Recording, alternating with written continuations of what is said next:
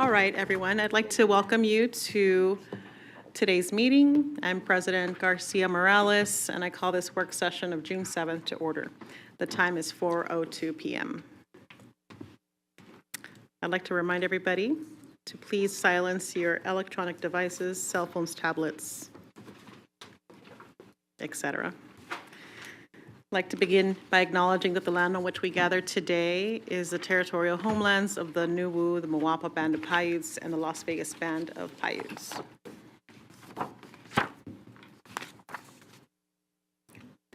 Pledge of Allegiance will be led by Trustee Cavazos.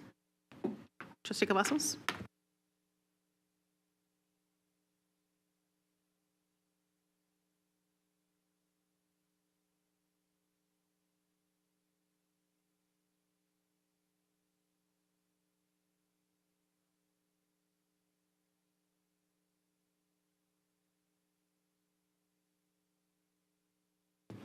Thank you very much.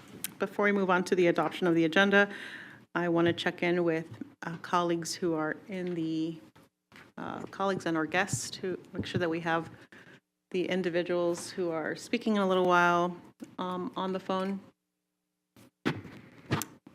We'll get that cleared up here in a second. We'll make sure that we've got some folks on the line.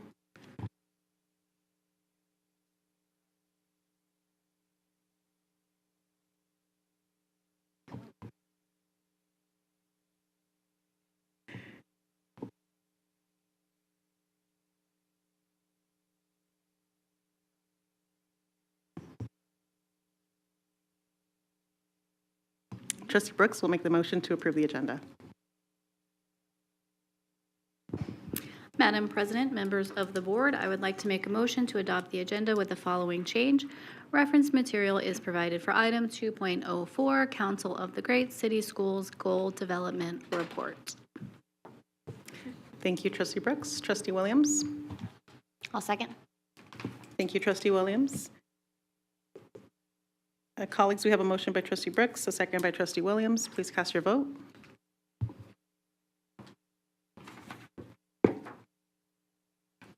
All right, that motion passes 6-0. Trustee Garcia Morales, Trustee Guzman is on the phone. Trustee Guzman, forgive me. Thank you for chiming in. Colleagues, I'm just going to ask us. Okay, thank you. We're going to ask you for your vote, Trustee Guzman, yay or nay, on adoption of the agenda. Yay. Okay, thank you. That motion, a correction, the motion passes 7-0. All right.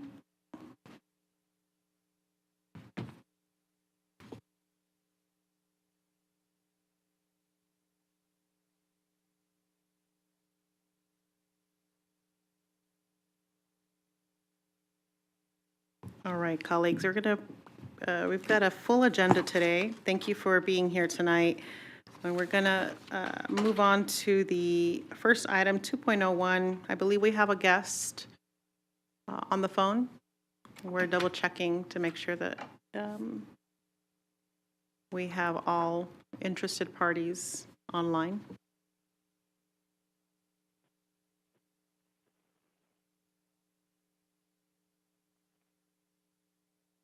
Okay, item 2.01 is the Audit Advisory Committee bylaws and calendar.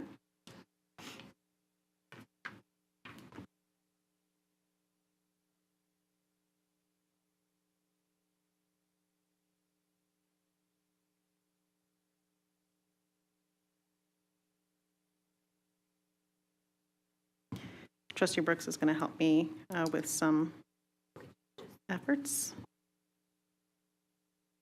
I think we're trying to, thank you everyone for your patience. We are working on tech and all that good stuff. We are on.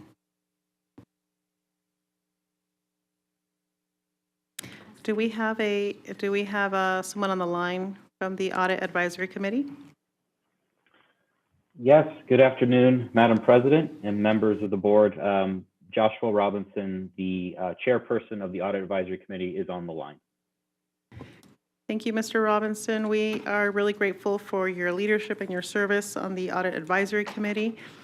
and grateful to every member who also serves on the Audit Advisory Committee.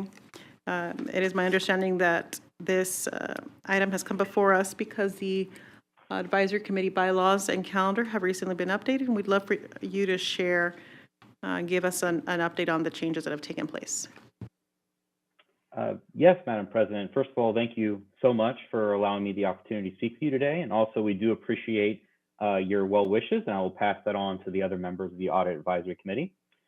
As you alluded to, I am speaking with you today because the Audit Advisory Committee has indeed made proposed changes to both our bylaws and annual meeting calendar that are required to be put in front of the Board of Trustees for approval prior to them being put into action. For your benefit, the Audit Advisory Committee actually reviews our bylaws and calendar on an annual basis. However, we have not made any material changes to those bylaws or calendars since 2017. So it's been a while, and we have decided to make a handful of changes, which I'll review with you right now. First of all, I'm going to refer to, there's a document that I presented that's in Microsoft Word, Track Changes, that represents the bylaws themselves, of which we've made mostly some fairly pedantic changes around grammar and spelling, just to make sure that the document is in pristine condition. All of those changes, you'll note, are in red underlined text.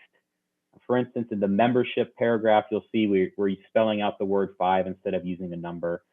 In addition to that, we added the word approved to report to the board rather than not having the word approved, to represent the fact that prior to us having our combined meeting, which takes place annually in November of every year, the Audit Advisory Committee would indeed make sure that we approve what we intend on sharing with the Board of Trustees at that annual meeting. In addition to that, if you scroll down to page 2, again, you'll notice the biggest change I'd like to share with this group today. Up until now, the Audit Advisory Committee has met on a cadence of 4 times per year.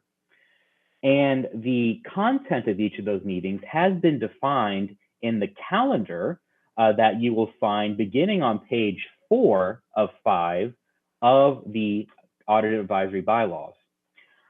Now, starting in 2020, when the pandemic had us move to virtual meetings, we actually reduced the cadence of our meetings from 4 to 3 times a year, just based on the fact that the number of items we had to review, our focus shifted. And since we were reviewing the bylaws in 2023, I figured it was the right time to formalize the meeting cadence from 4 to 3 times a year. And I have put together a proposal. It's actually in Microsoft Excel, so it's going to be a separate agenda, a separate attachment for this particular agenda item, in which, so we used to meet once per quarter. Now we're going to meet once per third of the year, being in February, July, and November. And there's a couple of reasons for this. First of all, we do believe that we can accomplish the same work for the school district 3 times per year rather than 4 times per year. And similarly, we do have the ability to meet additional times as needed or as called upon by the Board of Trustees should there be a need for as such. And you'll see in the Microsoft Excel document that all of the responsibilities that we have to the community and to the Board of Trustees, we will accomplish. We're just going to do that in 3 meetings rather than 4. And another reason why I like this schedule that I proposed to you is that the timing lines up quite nicely with significant milestones that take place during the year for the district.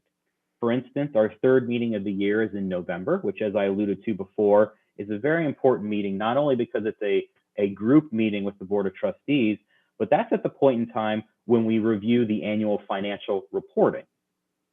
In addition, there's another meeting scheduled in February, which is in the district's, although it's the 1st quarter of the calendar year, that's the 3rd quarter of the district's year, which represents a nice bifurcation of the year into 1st and 2nd halves, where we can work with the CFO group, your internal audit group, to determine how the 1st half of the school's fiscal year is tracking against plan. And then meeting in July, which is the first quarter of the school's fiscal year, allows us to see how the prior year wrapped up and discuss in further detail how the subsequent year will be planned and staffed and what the engagement schedule looks like. And in addition to that, I do want to point out item number 9, which is in row 20, if you can see this in Excel. This is the only other change we made to the calendar, and it deals with the rotation of audit partners from Eide Bailly, who's the district's third-party external audit firm. Prior to this recommended edit, it suggested that the Audit Advisory Committee would expect our external auditors to have a rotation of their lead audit partner at least every 5 years. However, general auditing standards for governmental agencies do not require such a partner rotation every 5 years. However, they do require such a rotation for the concurring or reviewing partner, which is essentially a secondary partner that does a quality check of the work of the primary engagement team and primary partner.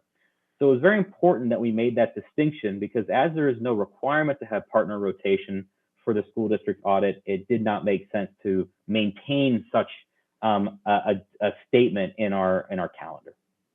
So with that, I'll pause for a moment, and I certainly welcome any questions, thoughts, or concerns on this proposal.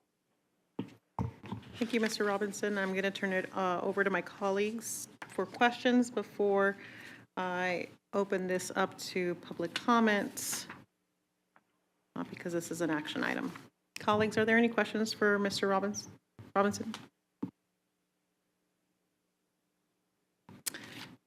I am seeing some head shaking no's. It appears that this is a very thorough and comprehensive review of the changes. Thank you for that, Mr. Robinson. We have grateful that the committee took time to update these bylaws and calendar since the last time it was updated was in 2017. So colleagues, if I don't see any public comment on this item, I don't see any comment from colleagues. If there is no further discussion, I would like to entertain a motion. Trustee Brooks. Thank you, Madam President. I move to approve the item, but I want to note one small change. It's on page 2, where it says it is expected the committee will meet, and then it has a number 4, and then it's followed by 3. Just noting that we need to remove the 4. Thank you, Trustee Brooks. I think that is good. We will note that for the record. Trustee Williams? I think there's a line through it, isn't it? It's a deletion of a line. It's real small because of the type of print. Yeah. I think it just blends in with the line for the 4. And without my glasses. But I'd like to make a second, just an FYI, so that's what you hear.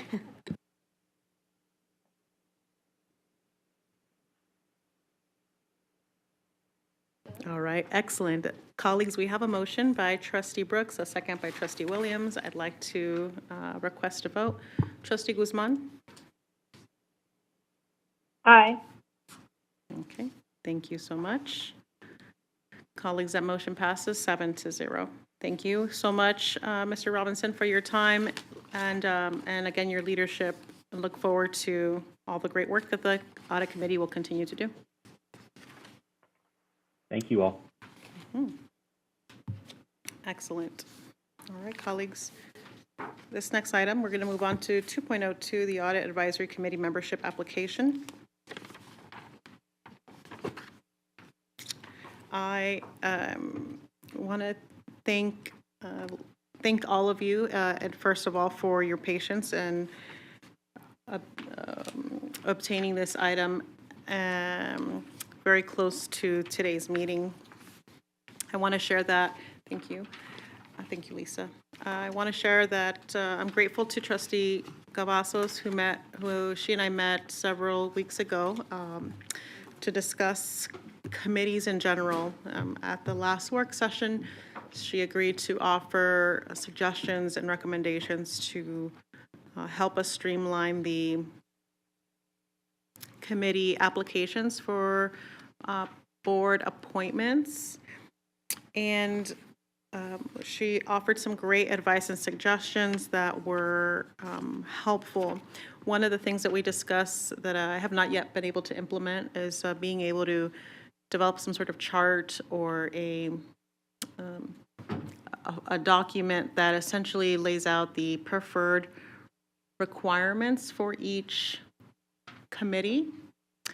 Trustee Cavazos had this great idea that if we are going to promote these opportunities and we find ways to promote them at different either community events that we host or through our website, through social media, that we also let the public know what the preferred qualifications or requirements, preferred qualities that are necessary for these committees are that they're indicated so that we have people who help us continue to strengthen the district through their expertise.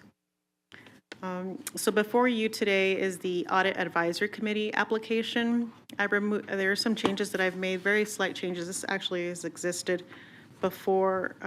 We've had this all along, but I removed the membership for 2021 piece because I think that this is, as we develop a timeline for the application opening, and not just the opening, but also because of the audit committee has needs to open up its applications to ensure that there is that it is fully staffed, and because there are staggered terms of service, we have to, for the first 2 years of the committee, well, there's staggered years of service period, so that there are some openings, and because we vote on these, it is incumbent that we start with something right now. This is not where I wanted us to be, but it is a step forward, and I look forward to continuing to work with Trustee Cavazos so that we can really get to the vision of implementing an application that's universal and helps our community find ways to be engaged with the school district. So I'm asking colleagues, for the purposes and the urgency of meeting the Audit Advisory Committee, helping them meet their bylaws, I'd like to be able to move this application forward with the understanding that I'll come back at a later time with a more comprehensive application that will help us collect information, help us with a more streamlined process. This is the start. And so I'm open to suggestions that you may have, and also open to a motion. Trustee Cavazos? Thank you, President Garcia Morales. I just wanted kind of a clarification, something that you and I had discussed at our meeting, and really happy to see that, that we do have a specific timeline, as we discussed on, I guess, page 2 of 3, where it says that all applications must be received. And I might have missed it on the previous item, so for that, I apologize. But is there going to be, possibly when we get the more specific applications for each committee, are we going to place a cap, say the superintendent's designee goes over and, reviews the application, brings them to the board? Are we going to have like the top 3 or the top 2, or is that something that we're going to have to decide in the future? That's a great question. I believe that's more of a process-related Okay. question. Okay. And my based off of the feedback that we've had over the last several meetings and discussing the committee applications, I get the sense that it would be helpful to receive all of the applications, not just the ones that are that have the most qualifications. I mean, if we get to decide that, as one, we have to open up the applications and then determine if we get 100 applications, do all 100 come to the board, or I'm open to that discussion. Any thoughts that you may have around that? Do you want to continue to? Yeah, please come back on so that we can. Oh, you're good. You're good. Okay. Thank you. Trustee Brooks. Thank you, Madam President. I'm good with seeing all applications, but I would like some sort of screening process to make sure some minimum qualifications are met. If we have like 100 applicants and none of them have any relevant credentials or like recent experience in any of these fields, then it seems like it would be unfair to people who are more qualified and who are credentialed. Thank you for that feedback, Trustee Brooks.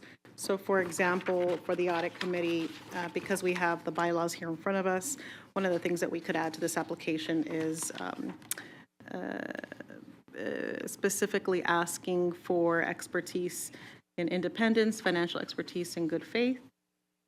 Oh, no, forgive me, those are the characteristics that we're looking for, the criteria, but more specifically, we can ask the Audit Advisory Committee for advice on these requirements and to help us aid the screening process, I guess is what I'm saying. Trustee Brooks?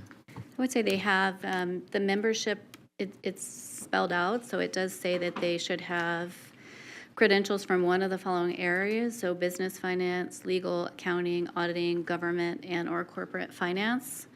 I think because it's spelled out and because they're attaching a resume, I think staff should be able to use their judgment to determine if that resume matches those areas. So then, from a process perspective, after we receive the applications, we should ensure that every candidate who comes before us meets those qualifications, the business, legal, one of the following areas, business, legal. Right. And that was a recommendation that Trustee Cavazos had made also, specifically to ask, maybe there's a question in the application that says, if you have expertise in these areas, please let us know what they are. That's a good This is idea. what we're looking for. Or you could put the categories, and then you could ask them how many years of experience you have in these areas, and then it's parsed out a little more. The point is that the bylaws don't exactly say they have to have X number of years in these Right. areas, but it is They should important for some. us to have, yeah. And we can decide what some means once they come to us after they've been filtered to us through the process. Okay, great. Thank you. Trustee Guzman, do you have any questions?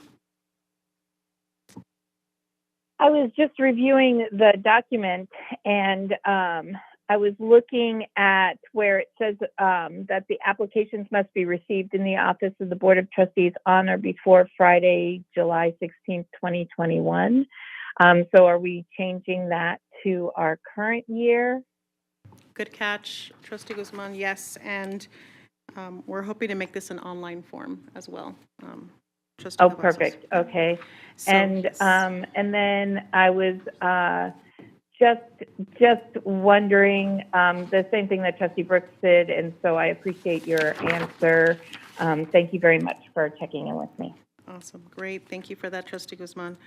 Okay, colleagues, the three changes that I have are, one, this being an online form, two, indicating a chart that allows, creating a chart on this application that allows applicants to indicate the number of years they've had in the specific financial expertise as referenced in the bylaws on page 2 under financial expertise. And then change, of course, the due date and applications. I would like to avoid applications being paper copies, if we could make them virtual and online. It's my personal preference to avoid hurting more trees on this earth. And then a screening process, being clear about a screening process that we can work on to ensure staff bring us these applicants that have the most experience and expertise. Okay. All right, colleagues, well, those changes to this application, and I will work with those, make these changes with the help of Cindy, and once this application is ready, we will share it with you so that you can promote it and we can promote it through the district as well. Trustee Williams? Thank you. I was just going to say, if you require, because it says please attach a copy of your resume, if you ask them to attach a cover letter, all of the stuff that she talked about, and then you can actually take this entire section out. So if you create an online form, that way they can only submit it online, get to upload links, they can upload their resume and their cover letter separate, or you can have them upload them together. It actually creates less paper, makes the application process a lot easier, and then reduces the amount of, computer technical errors, so. It's a great suggestion. Thank you for that. Cover letter is added as a change. Perfect. Thank you for that recommendation. Colleagues, if there are no other questions or ideas or suggestions, I just entertain a motion to make the changes to this application. Trustee Williams? I'll make a motion to, I guess, adjust those changes and suggestions. Amend. Thank you. That's perfect. Thank you, Trustee Williams. Trustee Bustamante Adams? Madam President, I second that motion. Great, thank you, Trustee Bustamante Adams. Colleagues, I'd like for you to cast your vote at this time. Trustee Guzman? Hi. Okay. Oh, I have not voted myself. I should probably vote. There we go. Thank you, colleagues. That motion passes 7-0. All right.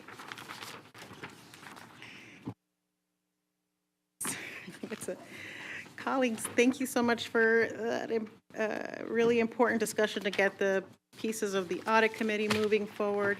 Look forward to more positive progress. Speaking of positive progress, I'm going to open up item 2.03, the Culture and Climate Study Report. At this time, we have our guest from PCG, Miss Anna Dontremont, and Miss Mary Ellen Hannon. Before I fully open this up, I want to provide, just want to share a couple of remarks, because I believe the work that we have done, colleagues, over the last 6 months, together, and even especially for our newest members, the work that we've put in over the last 2 years has really been courageous work that has required vulnerability and honesty. We have, I'm incredibly grateful to the individuals who contributed to PCG's interview content and ultimately the report. I mean, grateful for their time and their candor to help us capture the various pieces of the culture and climate of this organization previously, a snapshot of us before, and now what I'm really looking forward to is what the snapshot will be moving forward. I think there's a lot of hope, and I believe there is a lot to celebrate in our school district, as this report indicates, and I'm really excited about doing that with all of you together. This work, and we have choices every day to continue to be courageous and act courageously on behalf of our students. And I'm really excited about what we've all signed up to do and will continue to sign up over and over and over again. Dr. Jarrod, before I turn it over to our guests, would you like to share a couple of words? I will. Thank you, Madam President, members of the board. I just want to echo your comments about being courageous, and as always,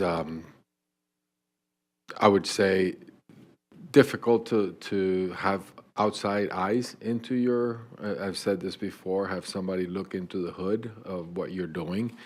But I do want to thank all of those who participated and gave us honest feedback. As I shared the report with the team, there's 11,000, I believe, close to 12,000 respondents in the community. That's large. That's a sample size, a nice sample size. So I would see this as a baseline. You know, I'm going to be honest with you. The first time I read it, it was hard-hitting, but it was honest.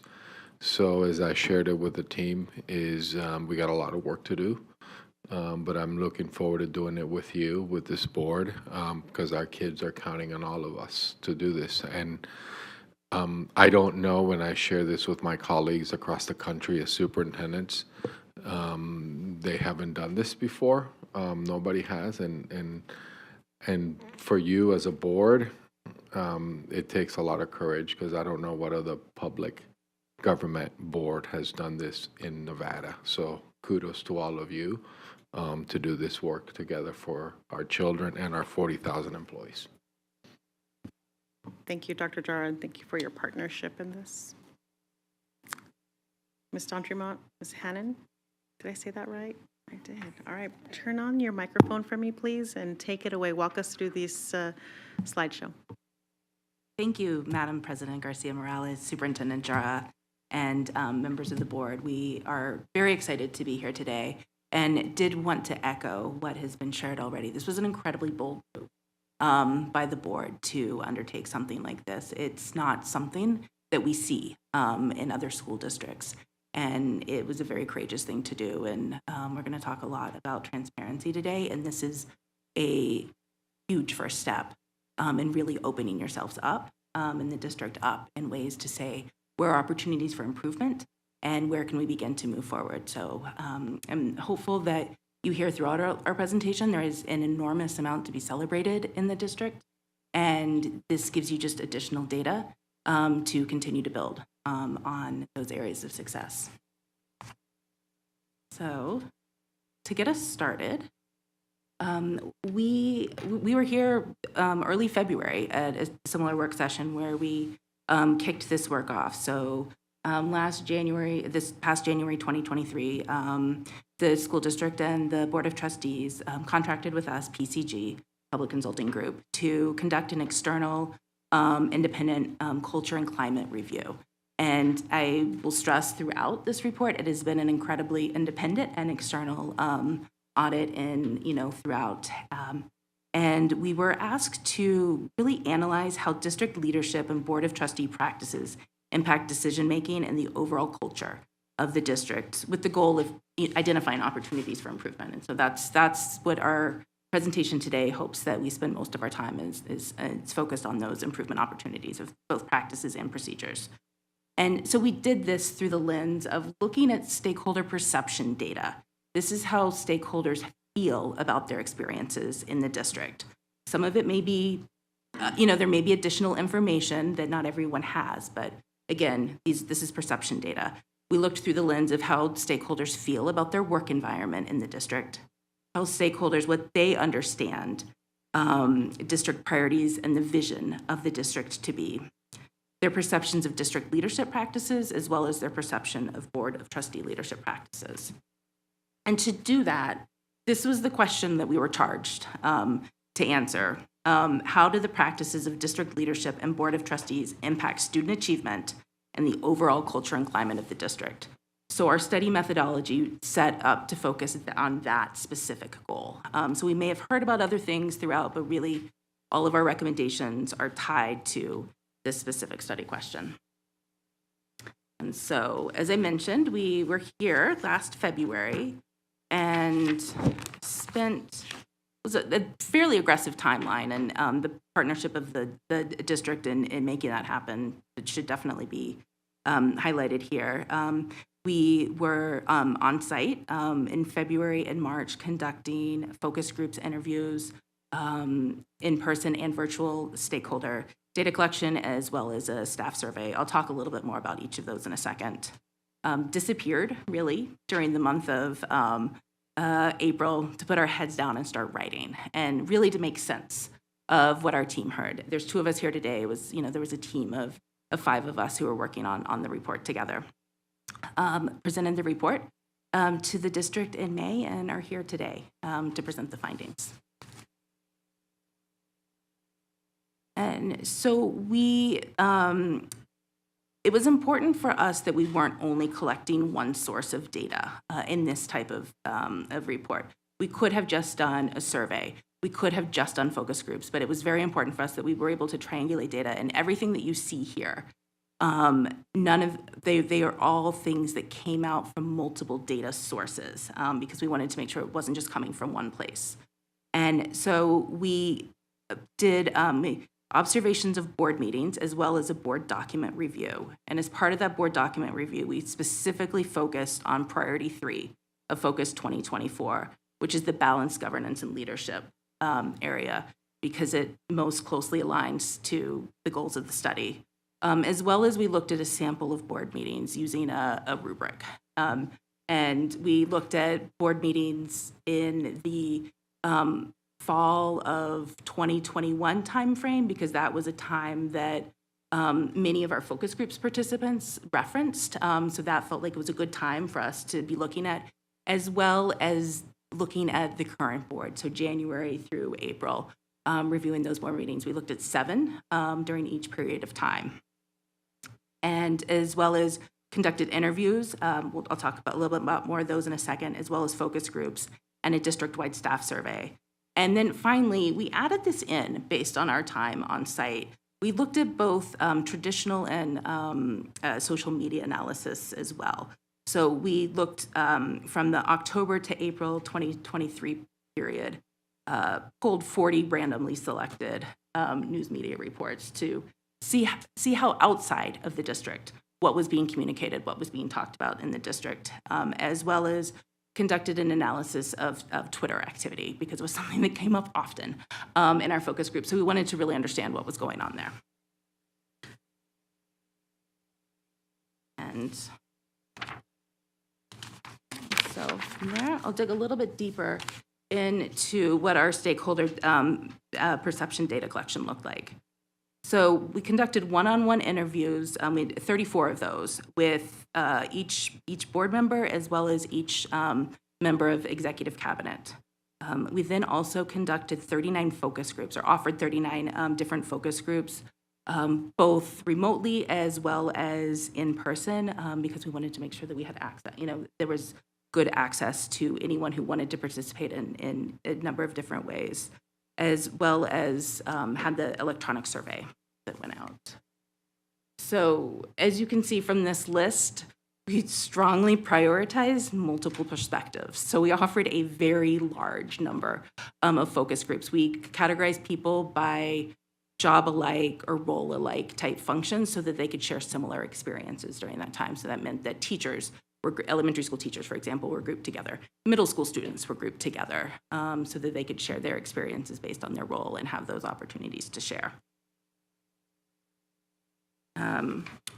And then for our survey itself, so as Superintendent Jar already mentioned, we had a great response rate. We had roughly a 36% completion rate in the district, and that 11,702 respondents are complete respondents. So we did have others who may have answered 3 questions in the surveys, 2 questions in the survey. We didn't include those. We are looking at the full completion rate. And when you start to actually look at some specific job types, so for example, we had 47% of all administrative personnel, whether they were central services or school-based staff, respond to the survey. 46% of all licensed personnel, whether they were central services or school-based staff, also responded. So those 2 groups, we had really fantastic response rates there.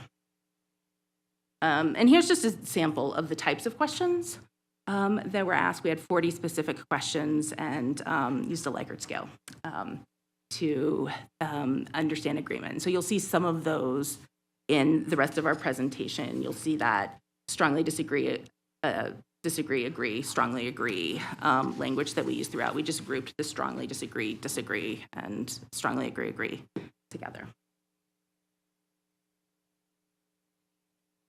So as we then took all this data, compiled it into our final report, we there were 4 key themes that emerged and really undergirded every component of the report itself: accountability and ownership and accountability for results, transparency and communication, focus on outcomes-driven decision-making and success for every student, and valuing the needs of all staff. And throughout the report itself, and both our findings as well as our recommendations, these are the 4 things that you'll see, or come back to over and over again.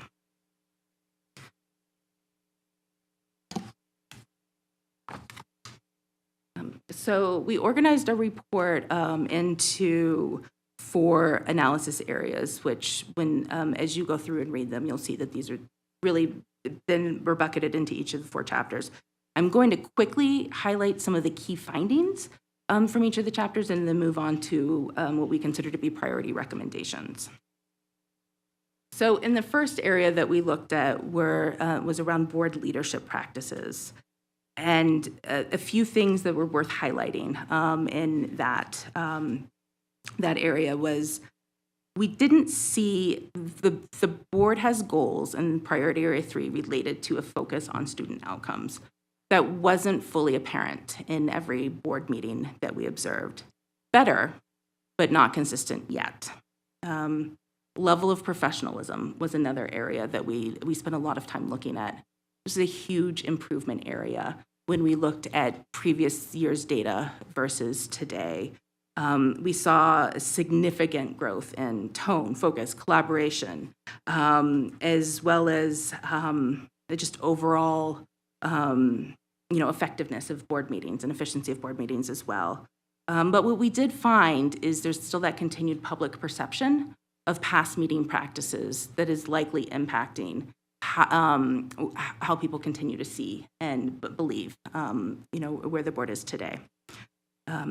There is, we did, as we mentioned, the board has spent a good amount of time really reorganizing meetings to make them much more effective and productive, which is, what we're seeing in that level of professionalism.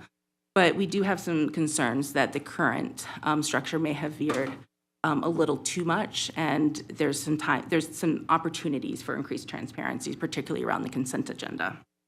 And lastly, we would have liked to see in the board meetings that we observed more presence of student voice throughout, both whether it's a non-voting board member, whether it's students providing presentations like this, more opportunities for that.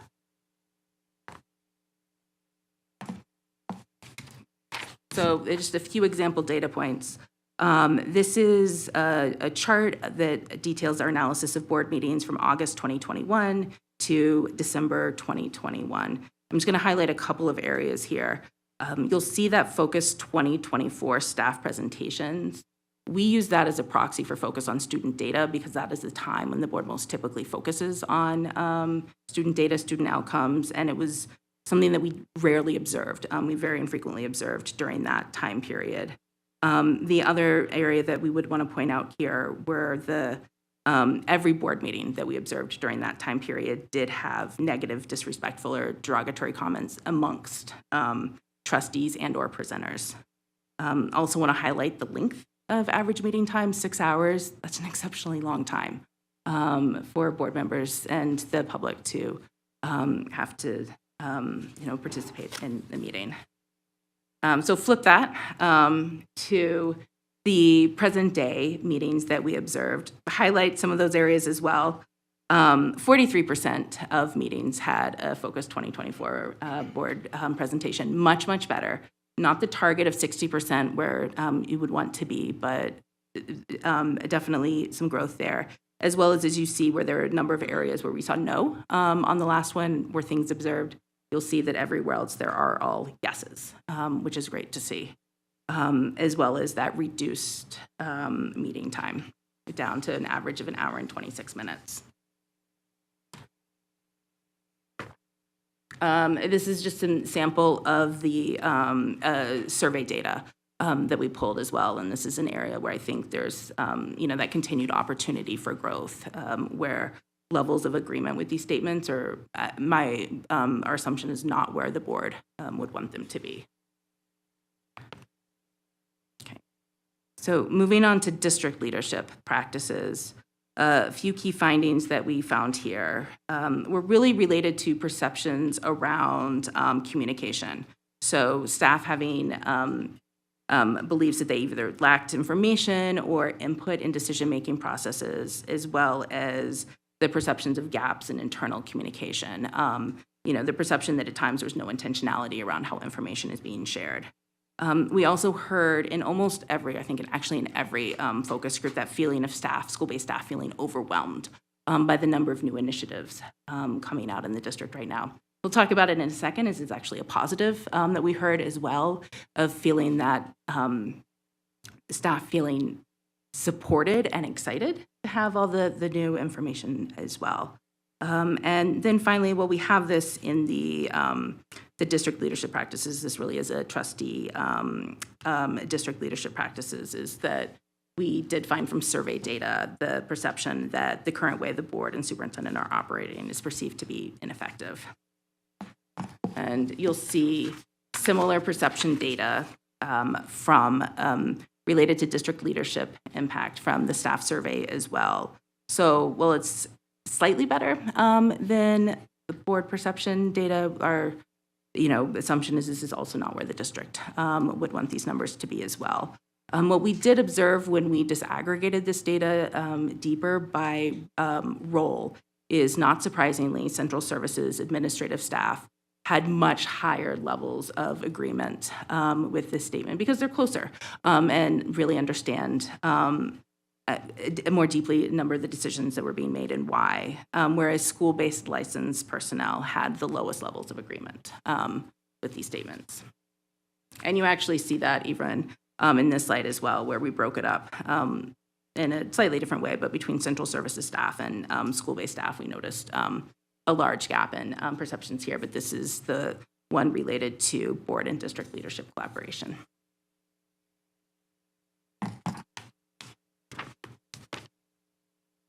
The next area is around communication and transparency.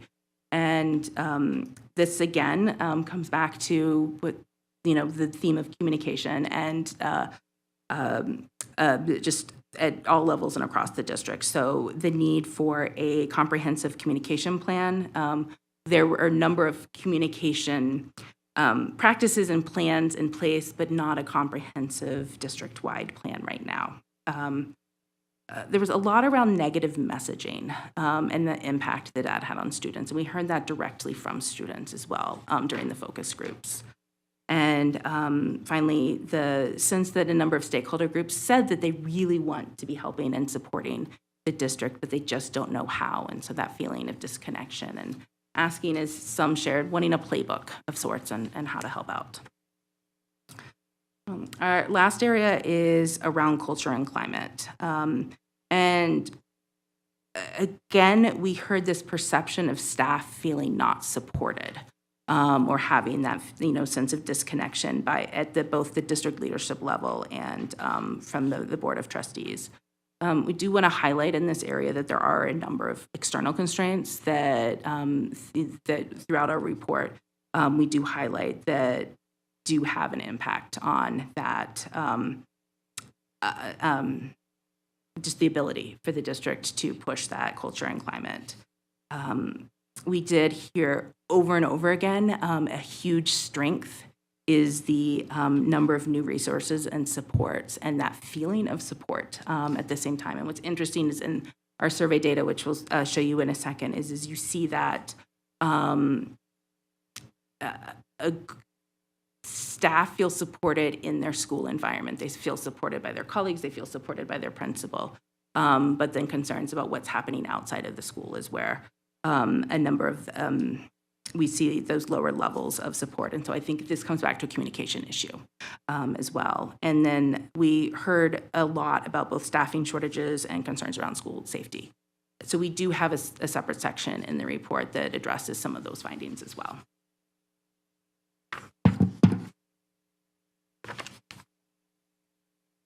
So again, in this one, as I mentioned earlier, you will see that big disconnect, huge levels of agreement here related to work environment, issues of staff feeling that they feel, their colleagues treat each other with respect, their supervisor treats them with respect, they feel safe at work, they feel that, they feel supported in their building environments.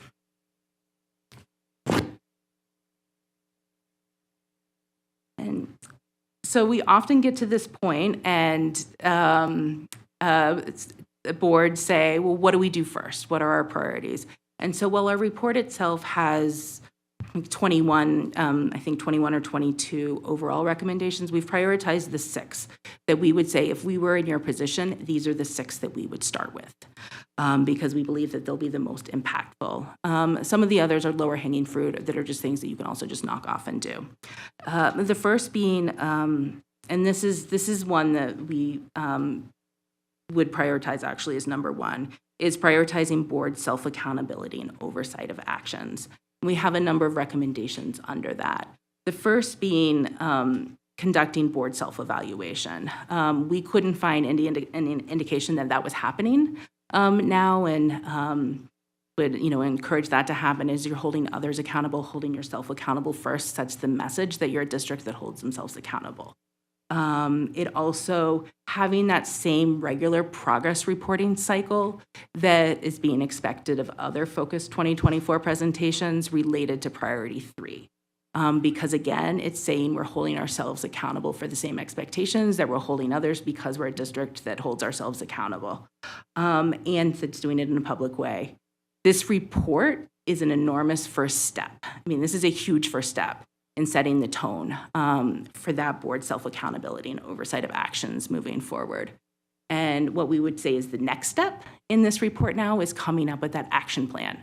How are you going to take this report and actually actualize the findings and make this, all this work and all the input that's been given, meaningful with the data you have? The second area that we would say is a huge priority area is now re-looking at the board agenda again. We understand why, and it made sense at the time as to why the board agenda was initially revamped to rethink it, but it now appears as there's probably an opportunity to look at some of those consent agenda items and say, are there ways that we can make sure that we're being more transparent in how we're talking about them, moving them forward? It might be as simple as in some school districts, what we saw is really giving much more detail in the agenda itself is how each item on the agenda ties to their strategic plan and how this is driving outcomes forward. What success metrics would you hope to see because of this work? In other places, it might just be saying, you know what, a few of these items really do warrant for further discussion and ensuring that the public has opportunity to hear that discussion as well. We also found, we spent a lot of time in board docs as part of this work. And really struggled to find the information that we were looking for and hoped to. And we are, professionals who got to know board docs very well. And so if we're struggling, we know that the general public is also struggling to find that information too. And that also goes to issues, access to making sure that it's information is available in an accessible way to many families, including those who might speak a language other than English. The next area is related to, and this again ties back to 1 and 2 in a number of different ways, but a focus on data and outcomes to drive improvement. So ensuring that Focus 2024 is the driving force behind every board meeting, and that there really is that harder look at data and conversations around data, and that in those board presentations from staff, that the board is asking really hard questions of staff in a way that it is a safe space to be vulnerable and to present the data as well, and to have that dialogue for improvement, because the only way that improvement will happen and push forward is through that. We also really believe this is an excellent time to start to look at Focus 2024 and push forward with a new strategic plan as well. You have all of the pieces right here in this report, coupled with the great work that the board is already starting to do around community conversations and collecting that data to really, start to push forward what Focus 2026 or whatever it might, be called, starts to look like. We would also encourage greater stakeholder voice at board meetings. And we make a number of recommendations in the report on how that might be done, whether it be a non-voting student member, whether it is reinstituting the Family Advisory Committee or something like that, having community presentations more often, as well as going out as board, having board meetings out in the community more often, and finding ways to have that back and forth dialogue as well in a way that maybe is just brings those voices in more deeply. The next is committing to a vision of high expectations and quality instruction for every student. And we know that that is the belief of the district. We heard it over and over again, student success is our, core focus, and but making sure that the data tracking and the work that you do behind it also then continues to communicate that message. And the guardrails is a good example. That was one of the priority 3 priorities, and typically we would see guardrails that really are focused on driving student success. This is a great opportunity and time to revisit those guardrails and say, how as a board are we using our guardrails? And how is this, district leadership as the superintendent using our guardrails to push forward student achievement and student outcomes? And the last is celebrate the positive. There is so much good happening in this district, and it is getting drowned out by negative noise. And it was mind-boggling to us, all the great stories that we heard that we didn't hear, often enough, or there was misperceptions around it. So through those communication plans and other more strategic storytelling, that is one way to start to do it. But really, even that continued shift to just a more assets-based mindset of how you're asking questions, how you're building off policies as well, to be looking at the positive and where you're doing, and just an immediate action that the board, might do in this, celebrating the positive. As many school boards take a few minutes at the beginning of each meeting to say, here are the great things that I saw happen in the past month in the schools that I visited and the community meetings that I did. I want to take a second to celebrate them because it's a great opportunity for everyone to hear all the good that is happening. And little things like that make such a big difference in continuing to tell the story of who CCSSD is. So at that, those are our big recommendations. So what's next is the next question the boards typically ask us. So the report the presentation that I gave a very dry, very quick overview of our findings. There's a lot of data in the report. So we encourage you to spend a lot of time more deeply reading it and, asking questions because there's will much more deeply explain those high-level findings that I shared. And then from there, make a plan. So determining what priorities are your 1 priorities, your 2 priorities, and beyond. We know not all of our recommendations will make sense for the district. We know some of our recommendations, you say, this makes almost sense because of our context has changed, because of these other impacts, but here's how we can make this recommendation a CCSSD recommendation that pushes us forward. But also making sure that it's part of a much more comprehensive plan, that it's not a recommendation here, a recommendation there, and so we've done it. But how does it all fit together to achieve that larger goal? And then how are you then using metrics to track your success of outcomes to get to where you want? And so with that, I will open it up for questions. Thank you very much. We're going to go ahead and, if it's okay, I'm going to go with Trustee Guzman, who's in the air. And I also want to acknowledge Council Malich is on the phone as well. I just didn't recognize her earlier on. Trustee Guzman, do you have any questions at this time? I do, thank you. And thank you for this report. I really do appreciate it. I just have a couple of questions when we're looking, and I am looking at the PowerPoint on page 22, when it's looking at how much the staff disagrees with the survey question of prioritizing the mental health of its staff. That was something that you didn't cover. Is it fair to say that we need to prioritize that when we're looking at, because Focus 2024 is going to come to an end in 2024, when we're creating our strategic plan, maybe focusing in on the mental health of our staff? Yes, so Madam President Garcia-Morales, Superintendent Jara, and Trustee Guzman, Anna D'Entremont for the record, that was an area that really jumped out at us as well. And additionally, we heard in our focus groups a real need for staff wellness as well. A number of staff members. It's a tough time for teachers everywhere in the country. This is not something that's unique to this district, but what we have seen in a number of other districts is more robust staff wellness programs than that currently exist here. And so we do have recommendations in our report specifically related to creating some kind of staff wellness program as well that the district would own and run, and that would really mirror a lot of the work that's already happening now for student mental health and student social emotional learning as well, but for the adults who work in the district too.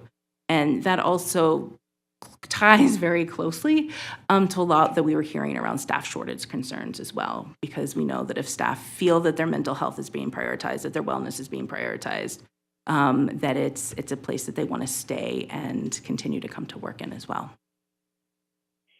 Great. Can you also help me, because I am looking at that, and then I'm also looking at your priority recommendations for us as a board, and I feel like it's aligned to committing to a vision of high expectations and quality instruction for every student. Before we can do that, we have to address the needs of the mental health of our educators. So I'm wondering if we're committing to that vision of high expectations, we should hold ourselves to that high expectation for staff and ensuring that their mental health is addressed so that they can provide that quality instruction for every student. Or am I misreading? So I don't think it's, Madam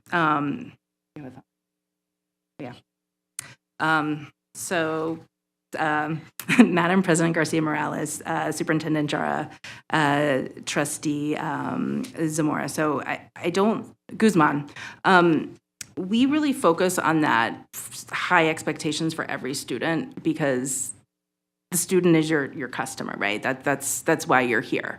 And so if you're driving those high expectations for every student, things like prioritizing the wellness of your staff is a natural byproduct of that, is how we see it, because if you're putting your best staff out there. We do in our full report, which we just didn't highlight because there are so many recommendations. Recommendation 18 goes into much more specific detail about that staff wellness program and creating that district-wide program as well. But these are your recommendations, and so as you choose on how you choose to adopt your recommendation, if it's something that, as a board, adding that and staff feels, is a priority, then these are yours to adjust as you need them, see fit. Great. And I just only have one more question that has to do with revamping the board agenda for increased transparency. When we're looking at trustee briefings, would it be the recommendation, and I didn't find it, so maybe I missed it and you can reference the page, would it be the recommendation that we hold our trustee briefings in public? I feel like there are other districts that do that, where the trustees are briefed in public so that the public can see what we're hearing, but maybe I missed it. Sorry about that. No. So Madam President Garcia Morales, Superintendent Jara, and Trustees Guzman. So yes, that's actually, we have it's maybe not as strong of a recommendation as it could be, but it's recommendation 2C in the report. And that is, from PCG's perspective, that is something that we would encourage you to really consider doing. And we looked at a number of board agendas from across the country of like-sized districts or other large urban districts to understand how they tackle this exact same issue. And again, this is based on what we could see publicly available, but Dallas was an example. I think it was, Dallas was an example where we saw that they have a once-a-month public board briefing, and we were able to see and look at those agendas and observe one of those meetings, because what's wonderful about the level of board transparency, and this is something that as you start to think about these recommendations you can do yourself as well, is everything is out there to watch and observe and see different agendas, see how different meetings are run as well. Great, thank you, I appreciate it. Thank you, President Garcia Morales. Those are all my questions. Thank you, Trustee Guzman. I'm going to move on to Trustee Zamora. Trustee Zamora? Thank you, President Garcia Morales. This time for real, Trustee Zamora. Yes. I want to say thank you for this presentation. It's the way it was presented. I think it's really great. I'm glad that this was brought to the table. I know we've heard a few conversations from our community members, from a lot of folks, and I'm glad it's putting it to the table that it's not just a loud group of folks saying the same thing. I have two questions, and the first one is from page 14, where we talk about previous meetings that you all observed, and it was from August 2021 to December 2021, and then we went to January 2023 to now. Is there a reason why we skipped 2022? If you'd like. Hopefully I'll get this right. President Garcia Morales, Superintendent Jara, Trustee Zamora. So we just kept hearing about how great the new board was. The new board is really working together, more collaborative. We knew that was your goals. So we wanted to look at what the difference in the new board versus the time that all of your staff was referencing, which was that from August until December of 2021, where things got out of hand in their opinion, where they were talking about how they would hear about things happening during board meetings, on late night television, from people coming to visit, from family members living other places, and they felt it was just not a good representation of the district. Which, to be honest, some of the perceptions of the board, of the staff about the board, is really about the old board. Because when we probed a little deeper about, well, have you seen the new board? They're like, no, we stopped watching this because it was embarrassing to us and it was really bringing us down. We really wanted to feel more positive, and watching what was happening up there as well as in the audience was just more than they could take, and 6+ hours, 10 hours. I watched them, so it was a lot of watching. And so we specifically targeted those two areas because the first day we came here, we heard about how wonderful the new board was. That was one of the first things we heard about. And we did not see the previous board meeting, so it was hard for us to also do that until we started hearing from your own staff, which then said, okay, shall we look at what happened 6 months, a year before that, and do the same, and look at the same amount of meetings, 7 versus 7 on the new board. And the difference was, it was almost shocking what the difference was between the two, the way the two boards interacted with each other and held to the agenda that they had hoped to do. So I appreciate that because, 2022 was also an election year, and I think about that and just how some members can act and just the differences even from now to 2021, 2022, and 2023, right? So that was one of my questions, and thank you for clarifying. The second question is about the focus groups. If I missed this on the last one, I apologize. How did they end up being picked to be participating in the focus groups? So, Madam President Garcia Morales, Superintendent Jara, and Trustee Zamora, we worked with the districts, with the data and research team to do a randomized sample. Similar patterns that we would use for other sampling, just where individuals were randomly pulled and picked, and then we invited to the group, knowing that we wouldn't get full participation. And for the community part of it? So for the community part of it, it was more a wider group was selected and picked. I think that was not as the random sample. Okay, thank you. That's it. Thank you. Thank you, Trustee Zamora. Trustee Williams? Thank you, Madam President. I don't have any questions. I really just wanted to say thank you for doing this report. I know it was a long, arduous process. You say you watched all 6 hours. We sat through them, so so we know. And it was tough. And so looking at the way that the board was in that August December timeframe. And I think the changes that I would say even last year board president made, and then even this president, they've made a lot of changes in the sense that, so now there's not those crazy clips that you see online and everything going on to like the Twitter space and things. So because I read the Twitter thing, which, it's pretty interesting to see that stuff kind of from a bird's eye view. So I just wanted to say thank you for taking the time and actually really diving deep into this. And it's a very large report, so. Thank you, Trustee Williams. Trustee Brooks? Thank you, Madam President. Thank you for the presentation and for undergoing this and sharing our trauma. Never want to inflict my trauma on other people, but I appreciate it anyways. My question is about how you can balance between competing interests. So, like sometimes, like when you read this and you have your natural human tendency is to focus on, okay, staff, mental health, that's not my job.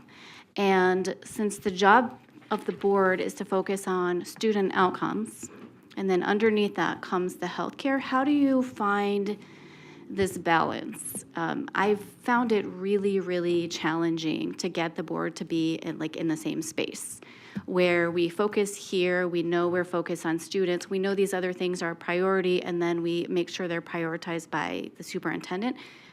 Is there a way that you can, are there hints? Can you give us a hint?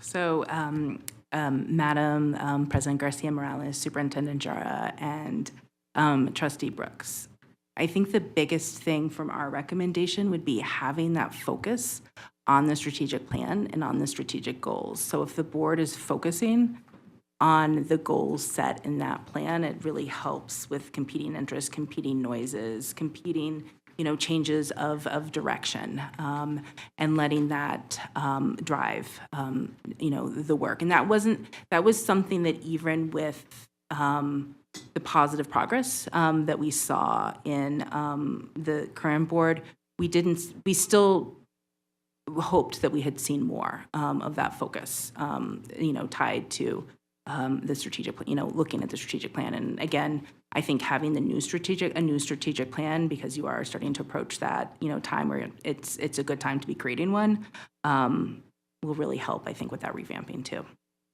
of course.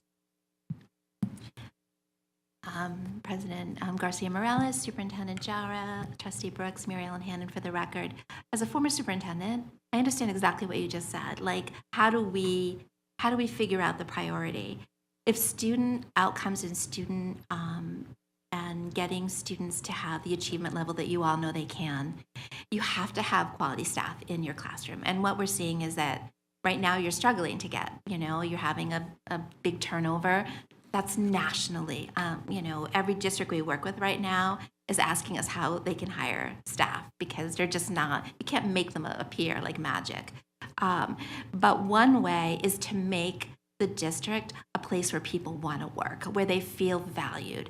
And just highlighting the good work that teachers are doing also helps to their morale and their mental health as well. And adding additional, as a policy, adding additional supports that you can add through your human resources is really not that complicated, but it will be well regarded. We can give you an example of a district that's doing that pretty close to here that you might want to, large urban, that you may want to take a look at of how they've been able to incorporate supporting staff as well as students. It's not like either or. There's no binary piece here. It's staff and students, right? But if you don't have people who are in a really good space and feel cared for themselves to care for your children and your students, they're not going to care. They're going to do their best they can, but they're going to need more mental health days. My daughter's a teacher. She's still in school right now, and she is like counting down the days. She just needs to have that moment, right? So,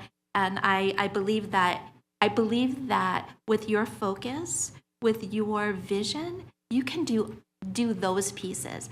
However, there's always fires that you're going to have to put out. There's always those new things that are going to come down from the state that you're going to scramble for. That's never going away, ever. But if you have your vision and your strategic plan, your new focus, you can make sure you're touching that every single month. That is that is the best you all can do, is to make sure that you didn't forget why you come and go to so many meetings every single month anyway. So thank you. Thank you. Trustee Works, I'm sorry, I want to give Dr. Dara a chance to respond to that as well.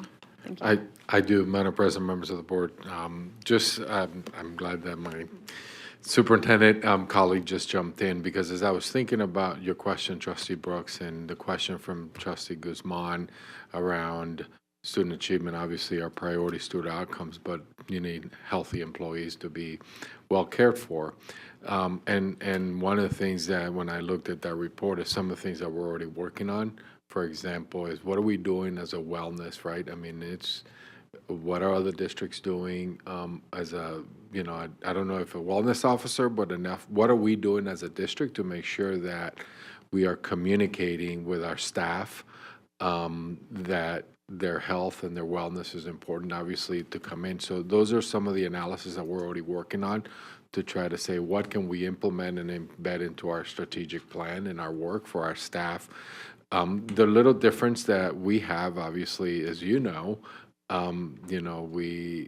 only have through our healthcare program for support staff and our police. The health for teachers is through the Teachers Health Trust. Our administrators has their own, which is a little different from other districts, but we have to take the leadership for all our employees and make some of that investment, because if they're healthy and happy, they'll come to work. Thank you, Dr. Dara. Thank you, Trustee Brooks. Was that all that you had at this time? Okay. Thank you, Trustee Cavazos. Thank you, Madam President, and thank you both for this very extensive presentation. I can't even imagine how much hard work that must have been to even collaborate on all of this and to put it all in the different areas. And I will tell you that I read very closely the first two documents, the 50-page one. I went through that pretty fast, but I did read it, and I appreciate the extra elaboration on explaining some of those. So I just wanted to ask a couple of questions, and then actually the rest were just like compliments on some of these. On when you are talking about staff, and you do, you do explain like on the pie chart who you're talking about, licensed staff, support staff, et cetera. When you are talking about district leadership, are we talking about like all the way from the superintendent to the principals, assistant principals, because it's not really clear when we're talking about in some of the areas, and so I'm not sure when it says staff, are we talking about, like, for instance, Dr. Brenda Larson-Mitchell, Deputy Superintendent, we're talking about, executive cabinet, or are we talking about staff out in the schools? Madam President Garcia-Morales, Superintendent Jara, and Trustee Cavazos, Anna Dontremont for the record. We broke up how we talked about staff in two different ways. So in our focus groups and interviews, it was executive cabinet only that we conducted interviews with. Anyone else in a staff position would have been in a focus group. For the survey, we used the same title breakdown that you use for your district climate survey already. And so that was open to anyone who falls into that category. So it could have been, Brenda Larson-Mitchell. It could have been, somebody down the road as well. Our hope is they both answered the survey so that we're talking about both of them. Right.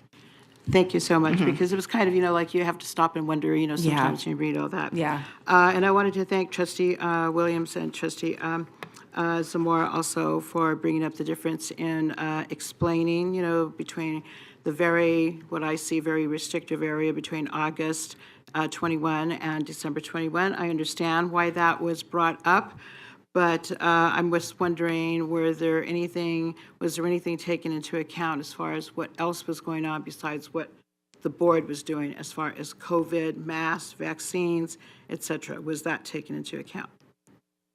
I guess those would be environmental factors or whatever. So Madam President Garcia-Morales, Superintendent Jara, Trustee Cavazos, we understand it was a very crazy time, and boards across the country were, struggling with that time as well.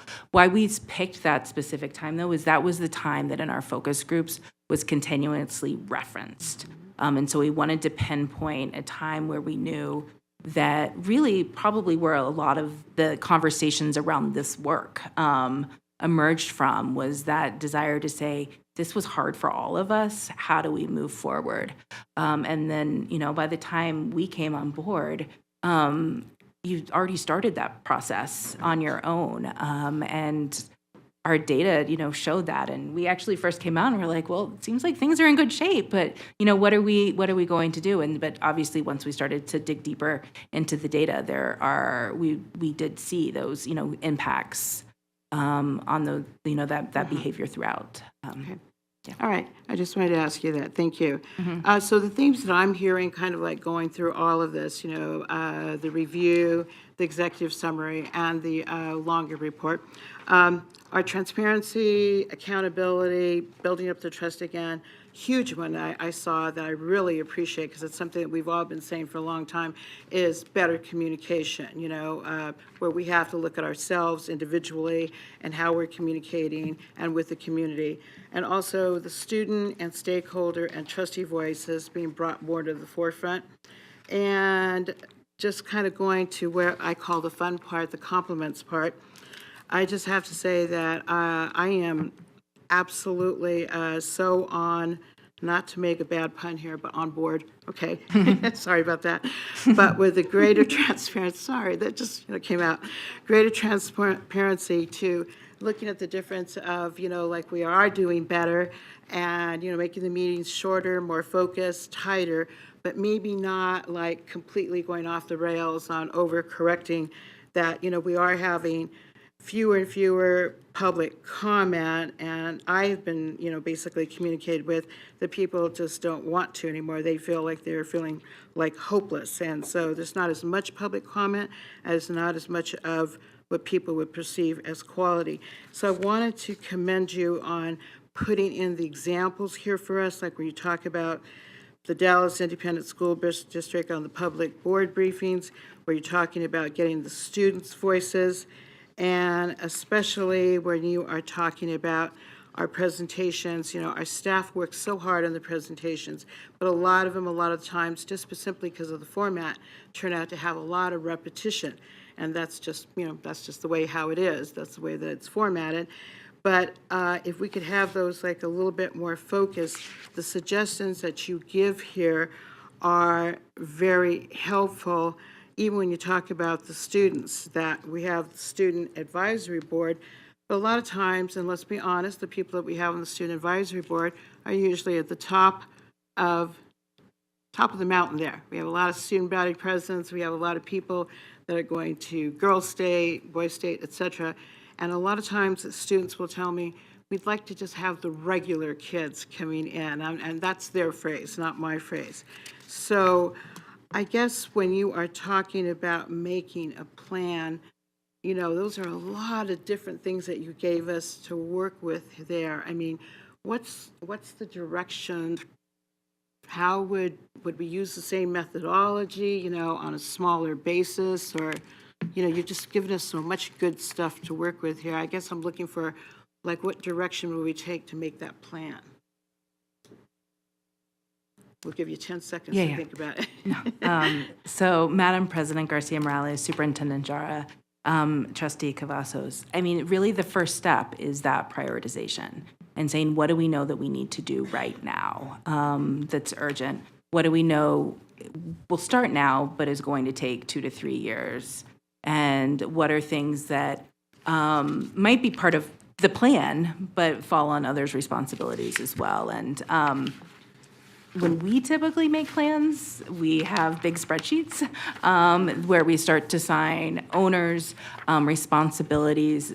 We use a framework, is where you have multiple layers of where everyone is understanding what their role is, who's managing, the ownership of it, who's owning the project, who's going to, approve it at the end to that level of detail, as well as dates, starting to identify, metrics as well, and so that you have that multi-year plan that you can then start to, come from. In our minds, all 22 recommendations are, would be what goes into the plan. There might be others that, you choose to add in as well, and there might be some that you also choose to adjust to better fit into your district context. Thank you. I so appreciate that. And the last thing I just wanted to add is that I do appreciate the suggestion about the consent agenda, because we get a lot of, comments and complaints about that. And sometimes it's just simply that people don't understand. They'll say, what happened to that? I thought that was on the agenda. And it was on the agenda, but unless it's pulled separately, it's one vote. And sometimes we just need to inform them of that's how that's working. So really like the examples you gave from other districts where maybe there's just like a short description, so at least they have something to kind of like grab onto, and that's how that ties in with the with our focus on our strategic plan. So thank you so much for this, and thank you for all of the elaboration and the explanation. We appreciate it. Thank you, Trustee Cavazos. I am excited about this work, colleagues. This is a perfect dovetail into our next item, which I'm not ready to move on yet, but very trying to signal that it is almost time for us to move on to the next item. One of the things that I'm really hearing from my colleagues today is the importance of prioritizing these items within the priorities, right, of all 22 plus recommendations that exist, because there are subcategories, recommendations under each one, that we have our work cut out for us. It's not impossible. And with a continued laser-focused board, we will be successful in a year from now, 6 months from now, and a year from now. This is really work that's going to take a significant amount of time and commitment from members to do the work. What I hope to do is this magical spreadsheet that you referenced. It sounds like we already have that and are working towards it, at least from the operational perspectives of this work in the organization. Thank you, Dr. Jara, and your team for moving that work forward. Now, in terms of how the board is accountable, holds itself accountable, and works with the superintendent to ensure that we are developing a strategic plan into the future. Those are some larger conversations that I suspect will be work session conversations in the coming months. And there were even some things here around training for members, along with retreats. Not the kind that requires spa visits or anything like that, but that would be nice. We are definitely going to find ways to support each other through this work as a team, through this with the superintendent, to advance the work of the district. And it is my hope and my aspiration, and I know the superintendent is also supportive of this, that we continue conducting some level of assessment on an annual basis like this, so that we can see our progress of how staff are perceiving, this our work and what the progress that we're making. I think that's the other part, is like we won't know we're making progress until we actually measure ourselves and the district at large. So it sounds like we already are making progress, but I want to solidify that by putting something out into the universe for my colleagues to consider as well. So how will we measure ourselves? And just know that these items will come before us at a work session as we prioritize and have conversations about what's we move forward. It's the lowest hanging fruit, although the highest hanging fruit should also be a priority, because it is all a priority. All right. Thank you. Thank you, Anna. Thank you, Mary Ellen, for your time. Yes, absolutely. We are ready, colleagues. When we think about this work that is tremendous and a significant investment of our time and resources of the district, I'm really proud of the results here that are honest and to give us a guide of where we should be going. We have continued work that I'd like to move into, and again, thank you for your patience as this was delivered to you this morning via email. The next item is 2.04, the Council of Great City Schools Goal Development Report. And I'd like to remind my colleagues, just provide a brief overview. One, this is not an action item, but two, this is a summary of kind of like a point where we get to create some consensus in terms of next steps. given that we just heard this, the executive summary of and received the documentation of our culture and climate and culture study, and over the last several months, we've been talking about how we, one, evaluate the superintendent, how we self-evaluate as well, and how we prioritize community engagement. All of these pieces are coming together for me, and I'm grateful that everyone was able to speak to the Council of Great City Schools to hear, to kind of get a sense of where we are as a group to determine whether we should continue having these conversations and then not just having them, but also turning them into action ultimately. And so I believe we have AJ on the phone. Not yet. We are working on getting AJ on the phone. Thank you, Cindy. We have AJ Crabell? Crabell? AJ Crabell is going to be providing us a high-level overview of the interview synopsis and support proposal from the council. We each had between 20 to 40-minute conversations based on interest and availability with a council staff member, the Council of Great City School staff member, specifically individuals who lead the work in student outcomes. Okay, thank you. We thank you for hanging tight, colleagues, but I just kind of want to remind us of where we've been here and where we're going.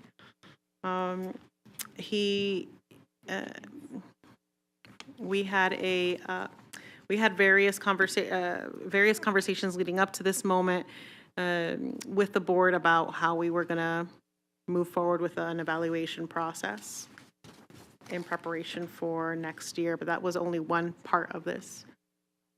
Perfect, thank you.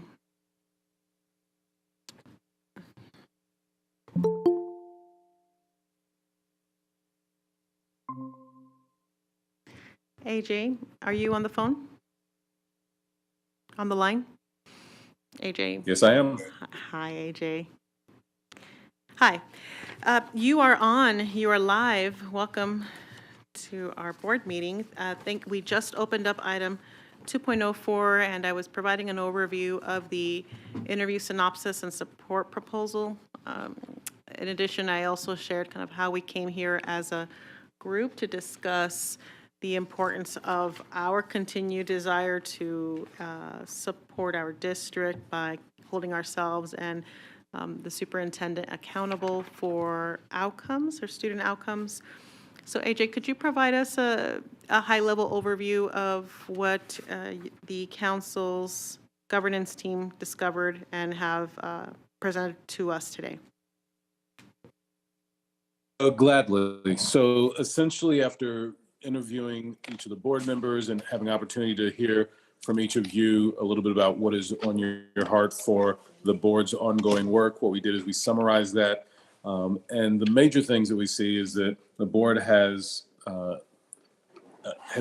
definitely sees that it has grown over the past year. There seemed to be a meaningful consensus that the board has become more functional, more effective at conducting the business of the board over the past couple of years. And there's certainly both a desire to see that continue and worries from some board members. There was not a consensus on this point, but worries from some board members about any backsliding or any behavior that might go back in the other direction.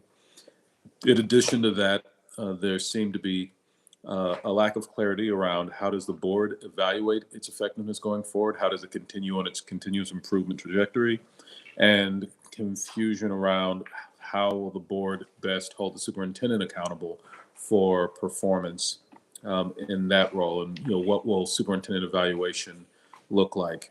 In addition, the board's members did seem to have some consensus that board members are getting along and collaborating well compared to prior boards, and There was some consensus that it is a meaningful improvement that the board has been receiving updates on student performance. But again, key decision points are around what are operating procedures the board could put in place to really calcify some of those improvements and make them a more normative part of how the board conducts business going forward. That being said, if these are things that the board does feel like accurately captures the consensus of the board and you're interested in support from the council, then we're happy to work with you all to develop a continuous improvement plan for how what board members would like to see in terms of continuous improvement in board function over time and what that would look like on a week-to-week, month-to-month basis. And so we'd work with the board to develop and implement a continuous improvement plan that captures the aspirations of the board. That is a quick overview of what we heard and what we recommend. I'm happy to be responsive to whatever inquiries you might have. Thank you. Thank you, AJ. At this time, colleagues, I'd like to open up the floor for questions. I'd like to go to Trustee Guzman in the air. Trustee Guzman? Yes, I'm still here. Thank you. And thank you, Dr. Cravill, for providing us with a structure to answer those questions.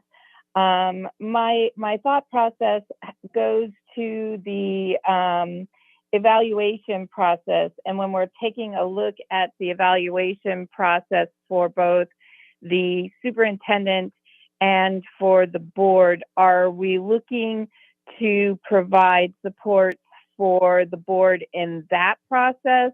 I'm just trying to understand what supports we're looking at when provide support for individual board members.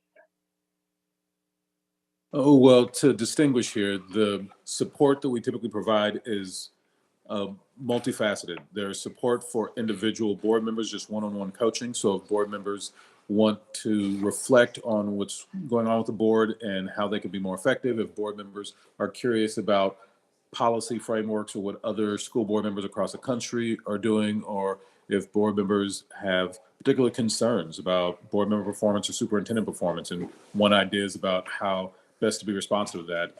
The ongoing one-on-one coaching provides folks for board members to reach out to have any and all of those type of conversations. That is separate and apart from the full board coaching, which the full board would have to work collaboratively to identify what coaching do you want, and then we codify that into a continuous improvement plan for you, and then work with the full board as a unit to implement that plan. So those are two very different tranches of work. One is providing support for board members in an individual. The other is providing support for the board as a collective. Is that responsive to your inquiry? It is. It is. I appreciate that because I'm just trying to envision the types of support. So when you're stating that you would assist us with looking at other school districts, are these only school districts that are within the Council of Great City Schools, or is it just comparative to the size of our district? That's really a decision for you all to make. Whenever we're working with the board and they want comparatives, and one of the things we have to find out is what type of comparatives are relevant to you all. It's not important what we think about it, it's important what y'all think. And so if you all suggest that size is what is most relevant in determining similarities, then so be it. If you decide that demographics is what's most relevant, then so be it. If you all decide that geography, you're curious about what other boards adjacent to you are doing. So it's really a matter of hearing from you all, what is the analysis that makes the most sense for you, and then we'll go out and go to work on your behalf. Great. Thank you. Thank you, President Garcia Morales. Those are my questions. Thank you, Trustee Guzman. I want to add that I know I certainly, as your president, want to be able to continuously improve my own leadership skills, and certainly appreciate the lens that the council is providing here in terms of one-on-one coaching, because I want to from a communication perspective, from an organizing perspective, want to be able to provide the best service and support to each of you here. And certainly that's the lens that I would see the coaching coming from as well. I have a couple of colleagues in the queue. Trustee Williams, you're next. Thank you, Madam President. Dr. Crabell, thank you for doing this for us. I don't really have any questions, truly. My 2 cents is that I really appreciate that we're doing this, as we just saw from the climate control survey from PCG, that we need to actually hold a big ugly mirror up to both the district and to the board. And I think that's what that told us. That report was really extensive. What's helpful is that we already have NASB, but then I think having the Council of Great City Schools, because there are separate districts in the nation that are kind of, I guess, comparable to our size. The only one we have in Nevada would be, I guess, Washoe County, and even that's not anywhere near comparable. I think as we see, every legislative session, there's continuous unfunded mandates, there's continuous state legislators trying to get in control of our board. We saw the State Board of Education try to get into our board and kind of control that. So we see these things constantly. I don't think that having more help is harmful. So as we can see, we've gone to NASB, we've gone to the Council of Great City Schools, and it's a big collaborative motion. So I would just say that to my colleagues, that I think sometimes having that big mirror held in front of your face saying, this is what's wrong with you, let's fix it together. I think that's just really a handy to thing. So I appreciate Dr. Crabell for offering up his time and his services. So thank you. Thank you, Trustee Williams. So 2 things. Yes, go ahead. 2 things. One, appreciate the honor. It's just AJ. And then the second thing is our preference is generally to try to collaborate with whoever is important to you all that we be in collaboration with. And so working with the Nevada Association of School Boards or whomever else it's important to you that we connect with, we certainly don't want to work in isolation. And so I want to make that part clear, that we play well with others. We just be listening to you all to hear what would make sense. What could we be doing to most set you all up for success in your localized context? And generally, that means some amount of partnership with your state school board association, some amount of partnership with your state agency to make sure that we are positioning you all to be able to remain autonomous, be able to effectively govern, to be able to demonstrate effective governance, such that we help reduce any ambient interest in trying to impede on the independence of the district. And so whatever helps accomplish that, we certainly see as being valuable and would follow your lead on. Thank you, AJ. And thank you, Trustee Williams. Do you have, here we go. Quick.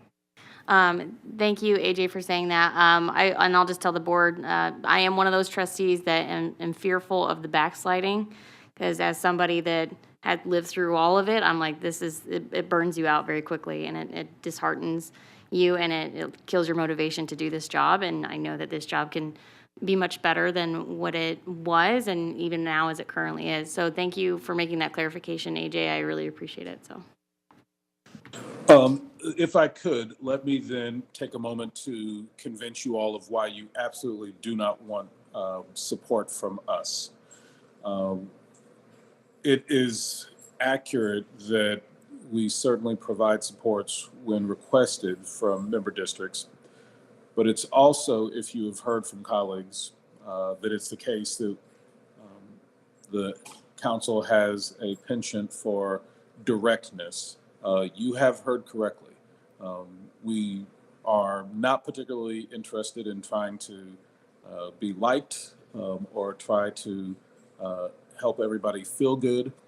We are deeply interested in improving school systems, focus on and success at improving student outcomes. And if you ask for coaching, then the coaching will always reflect that relentless focus. We're incredibly unapologetic about that and would rather not collaborate at all than run the risk of watering down what we think is absolutely critical justice-oriented work, that we be in this constant fight with ourselves as adults to look at what is it in my behavior as an adult that could be changing to create the context for improvements in student outcomes. Some people are put off by that level of directness. Some people find it uncomfortable to receive coaching in real time. One of the things that we do with several other boards, again, at their request, not of our own volition, but they understand as part of the coaching, is that often a coach will join their board meeting and in real time provide real time feedback consistent with the nature of the continuous improvement plan that the board requested. And so if the board is going in a direction that is demonstrably in opposition to what the board has said it's interested, we will raise that as an issue. We won't be silent about it. We won't tiptoe around it. If the board is going in a direction that we have evidence suggest is likely to be harmful to students, we will surface that. And so all of these are really compelling reasons to avoid seeking coaching support from the council. And so I just want to put that out there to be clear that we are deeply committed to your success, but not because we're committed to you, because we're committed to what's possible for the students you serve. And inside of that, our practice is to push and to create a space of challenge in the same way that the teachers in your classroom push your students toward greatness and create a place of challenge for them. We tend to echo that in the boardroom. Thank you, AJ, for clarifying that piece. Trustee Zamora? Thank you, President Garcia Morales. Two questions. Thank you, AJ, for kind of going over the synopsis. Are we planning, I guess this is for President, are we planning to send the PCG report to Council of Great City Schools? I've shared that as a public document with AJ in preparation for this meeting. Okay, yeah, because this is going to go hand in hand. This seems very repetitive, so it seems like same answers. I'll just kind of make it easier on everyone. The second is, Mr. AJ, how would the coaching go? Would it all be virtual? That winds up being a decision that each board makes. Each board has different norms around this and also different budgetary constraints. And so where the board is interested in in-person support, and there are some times where we would say in-person is absolutely necessary, then that's what we'll do. But wherever we can economize, where we can save resources, we are always mindful of the fact that every penny that is not spent outside of the classroom is a penny that could be spent in the classroom. Okay, thank you. Thank you, Trustee Zamora. Trustee Brooks? Thank you, Madam President. Thank you, AJ. So trustees, we heard earlier that we did this climate and culture review. That was a bold step that most districts don't do, that most boards don't do. For me, it's less about the comparisons to other districts and more about taking the feedback from this climate and culture review and creating meaningful strides to improvement. And I think that's where we all want to go. I'm supportive of the work, but I also want to be collaborative, and I want to make sure that we're all dedicated to not just comfort, but growth. And if you are willing to take that leap, then I am supportive of this work. But I want to make sure that everybody is supportive. Thank you, Trustee Brooks. AJ, I'm not sure if I was giving you space there to see if you wanted to share something in response to Trustee Brooks' comments. It was mostly to our colleagues, but we'll entertain any responses that you may have. I would just agree that and reiterate, we are committed to your greatness on behalf of the students you serve. We are not committed to your comfort. And so we're not looking for how can we help you be comfortable in the role. We're looking for how can we help you be effective in the role. And it is a co-designed work, is that it's not work that we tell you this is what you must do. It's work that we sit down with you and co-create where is it that you want to get, and we co-create what our steps it would take to get there. And before anything else is done, you all would have to adopt this 24-month or however long it is continuous improvement plan And then once that's adopted, then we would begin working with you. But until you all say, this is what we want to do, this is where we want to grow, there's not much for us to do. And so I just want to clarify, we push hard, but we push hard on the things that you ask us to push on in the plan that you all adopt. Thank you for that, AJ. Trustee Cavazos?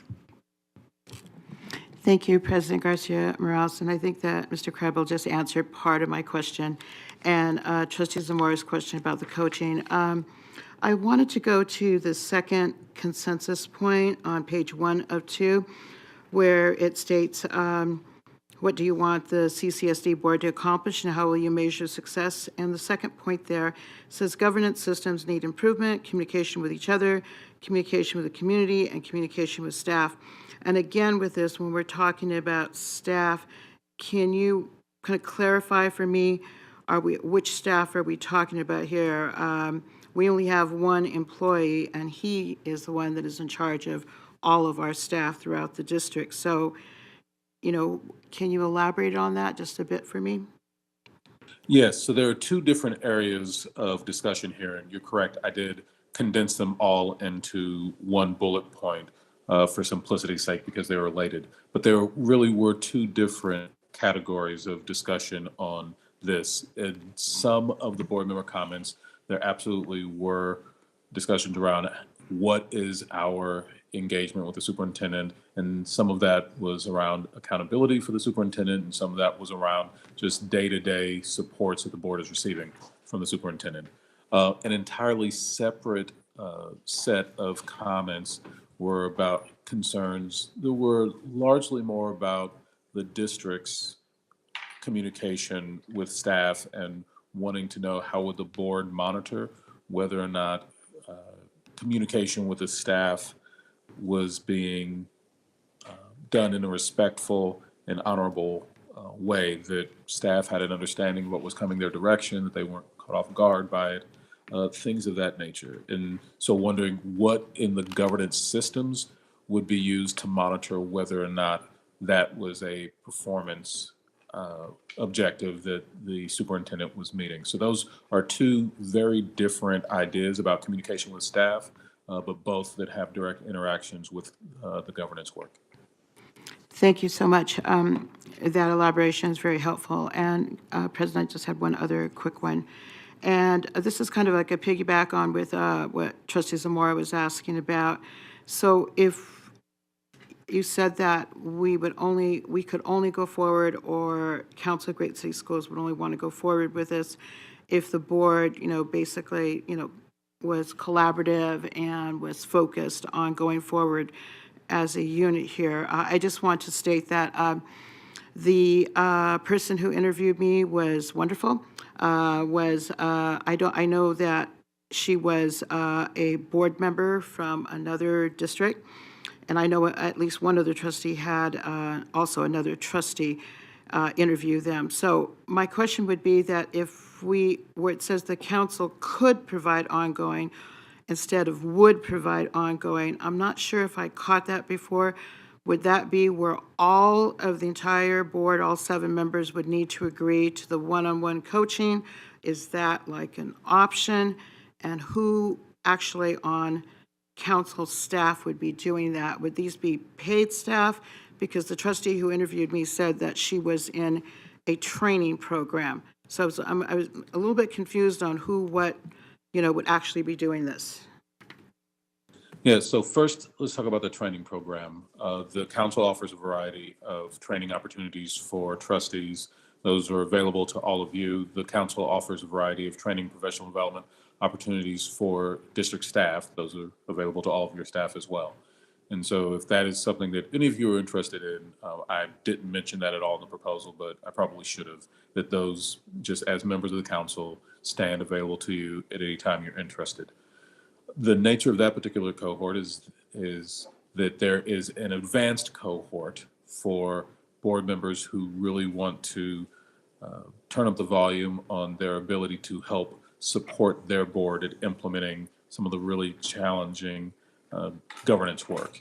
And so part of that cohort to help train them to be prepared to better support their board is that they actually work with the council to support other boards. This is actually how I got involved with this when I served on my school board, and we were and still members of the council, that I wound up getting involved and helping council staff support school council member districts around the nation.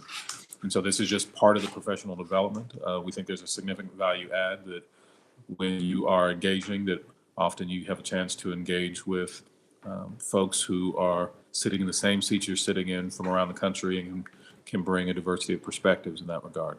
And so again, if any of that sounds like it's the type of development that would be meaningful to you, feel free to let me know and consider that included in the overall proposal as well.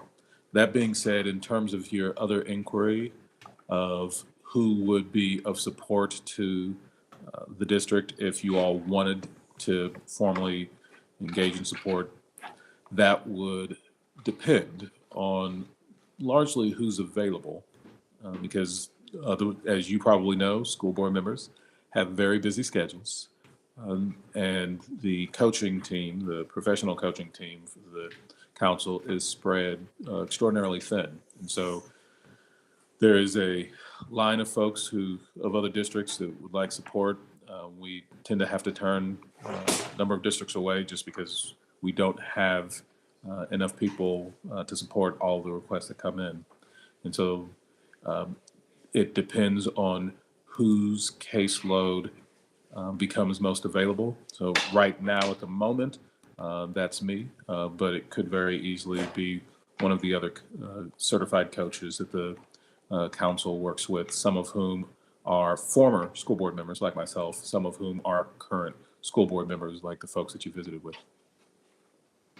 Thank you so much. That's very helpful information. I kind of was just wondering if because she had gone into a little bit of detail, and I found it very interesting as she was telling me about her training and that the cohort she was in, so I wasn't sure if it would be somebody that was a trainee or paid staff or whatever, but thank you very much, and thank you for mentioning before in one of your previous answers as we're looking at this proposal and exploring it together, talking about the budgetary costs, et cetera, that, that information you just gave me is very helpful. So thank you very much. Thank you, Trustee Cavazos. And I have a couple of questions, if it's okay. AJ, you have some recommended readings here at the bottom. Could you share a little bit more about them at the end of page 2? Is it your hope and aspiration that members read these in the future, or is there something that you'd like to highlight specifically about the recommended reading list? Yes, so I put these together specifically for you all because they speak to some of the issues that came up in the interviews. So first is the framework that the council uses for supporting school board governance. The short version of it is be specific about the aspirations you have for children and build a governance system around those aspirations for children. Oddly enough, that tends to be fairly controversial in some quarters.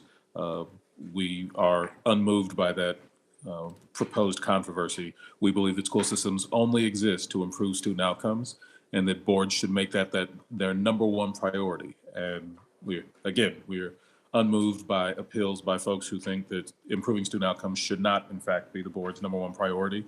If you want to know more about that, that's the first link. The second link is a document created by NSBA, but that is also advised by the councils. This is an older document, but it speaks to what does it look like to be an effective school board? And it lifts up a number of characteristics. For those who look closely, that document heavily informs the organization and design of the first document of the framework around student outcomes focused governance. And so it's a really short read. It's easy to look at and gives you some insight into why some of the items in the framework that the council uses are in there. The third one is a really interesting piece that was written by a professor really looking at what is the impact on governing bodies, in this case particularly school boards, from there being a significant amount of discord in their proceedings. And you can read it for yourself to see his methodology and to see what his conclusions are. But the short version of it is that while I don't see any evidence suggest that board members have to like each other, this is not a call for a kumbaya moment or anything like that. It is a call for suggesting that how board members interact with each other during your board meetings does seem to have an impact on the ability's capacity to serve children. The next one is just a article from another professor that is looking at what is the effectiveness of school boards focusing on student outcomes. You can read it for yourself, but his conclusions are pretty abundantly clear that school boards that want to improve student outcomes have to, in fact, have a system in place for focusing on those student outcomes. The roles and responsibilities is actually a fairly originating piece of evidence that a lot of school board research references. This was the Iowa School Board Association work that looked at what is the relationship between the board's work and student achievement. Again, you'd be hard pressed to find a lot of contemporary research on school board effectiveness that doesn't reference this particular piece. And then finally is a reference to a book that I wrote that describes the methodologies that we use with supporting districts and gives specific examples, anonymous examples, but specific examples from various districts. Thank you for that overview. I appreciate it. It is helpful. There is, as we heard earlier, colleagues, that this culture and climate work of our district is within one of the priorities of board self-accountability and oversight of actions. I mean, being able to be laser focused on a priority or priorities of our students and student outcomes, and even defining, because I noticed that was one of the terms that we use the most, but also has there's a lack of consensus on what student outcomes means. It's going to be an important step one, along with identifying a continuous improvement plan to help us reflect and ultimately serve our district so that our district continues to be better than when we found it, what we found it as, with the help of each other, our community, and our superintendent. So the reasoning for this report or proposal is to, one, gain additional insight from colleagues if you have any additional questions about this work. It is within the purview of the president, within policy, to move forward with training that will support us, and not just training, but also like systems and processes like evaluations are within board policy, within my wheelhouse, but I didn't want to move forward until I got a better handle and feedback from my colleagues in terms of what was important to them. I'm hearing some feedback in terms of whether one-on-one coaching is an optional item. I'm hearing feedback about the importance of aligning this work to the climate, culture and climate study, and hearing consensus about how important this work is in terms of its long-term benefits.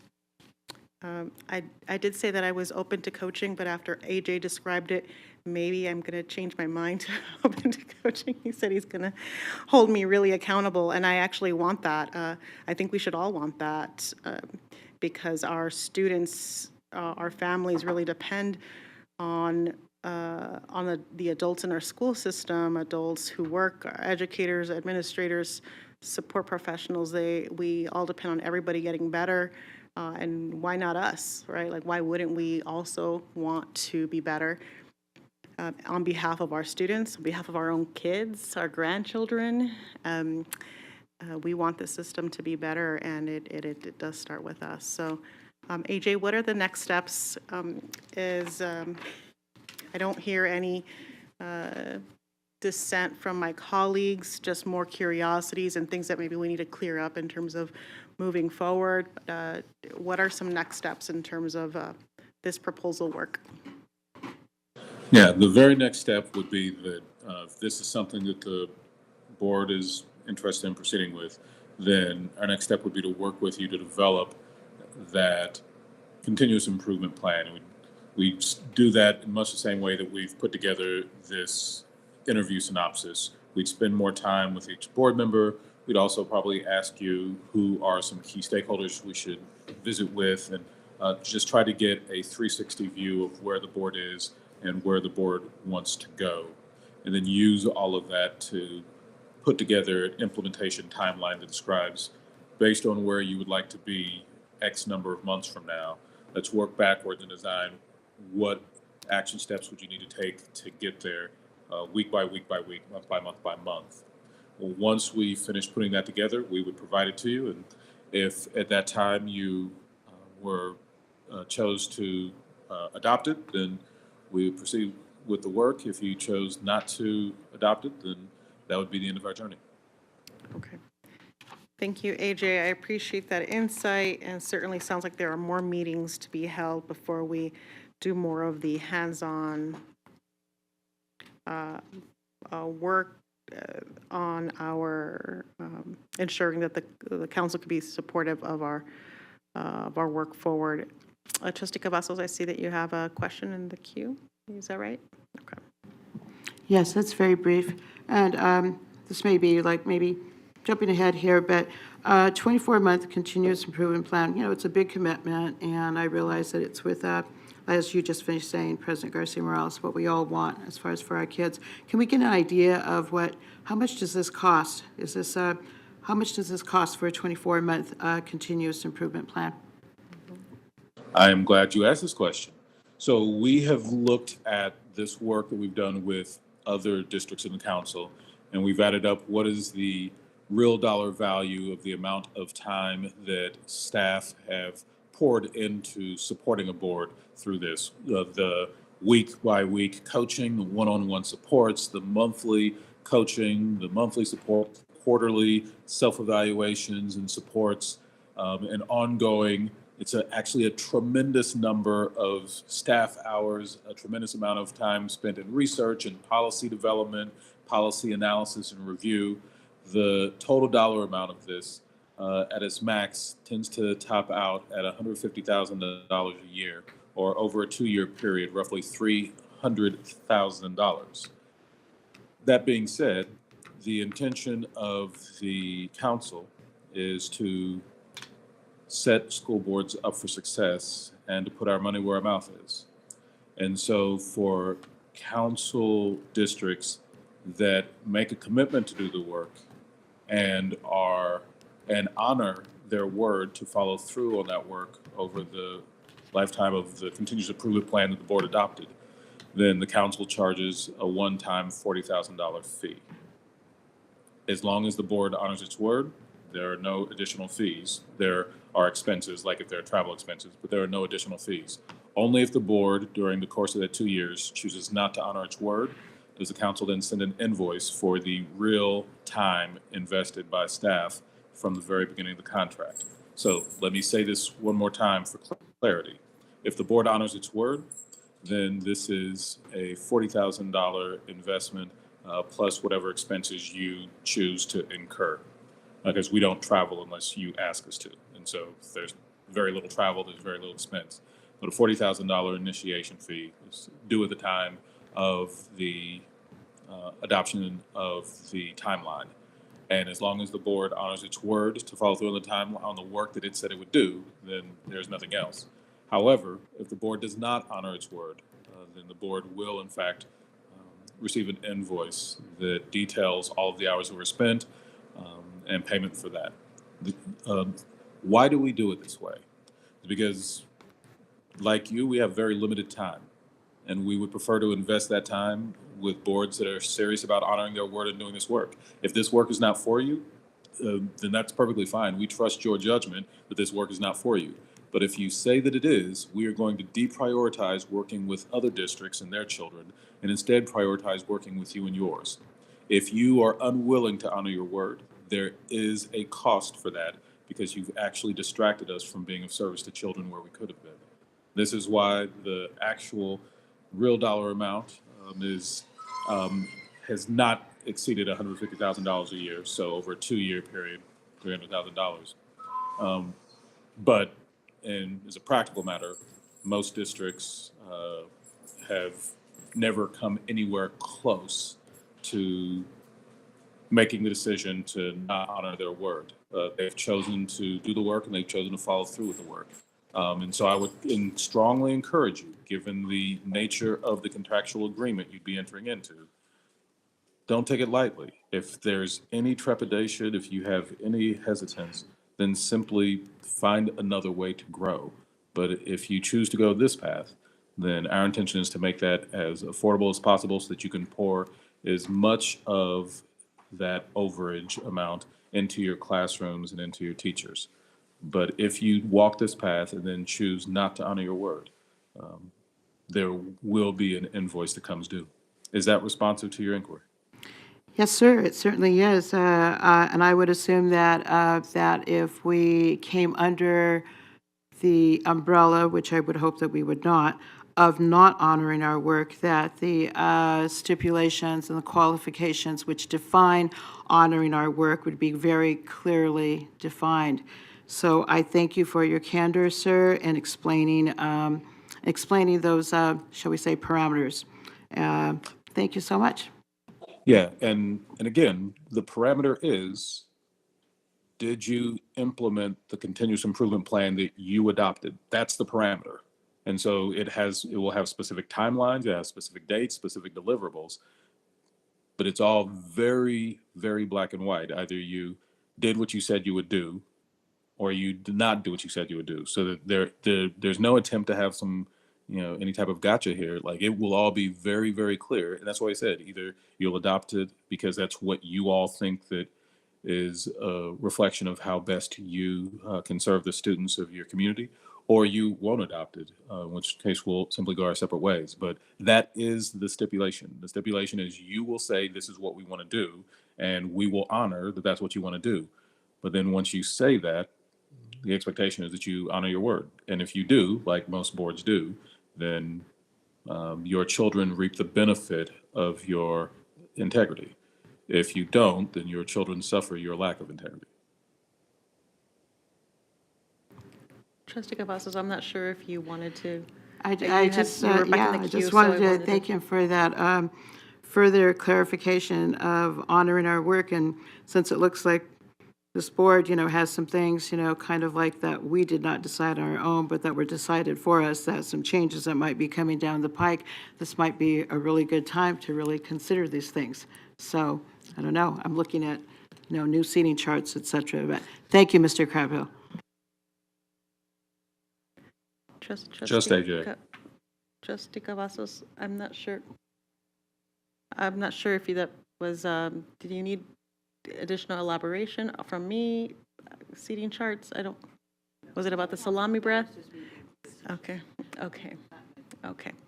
Thank you. Yeah, no worries. I was just trying to really focus and make sure that I really heard you out. No worries. I'm going to I hope it's okay to bring that back from the universe, that we will not accomplish we will not be true to our commitment. I know we said it like what if, and it's important to talk about the contingency, but if we are committed to this work and want to honor our word, then we will not put those things out in the universe. I want to just bring it back. Trustee Williams, please take us away. Thank you, Madam President.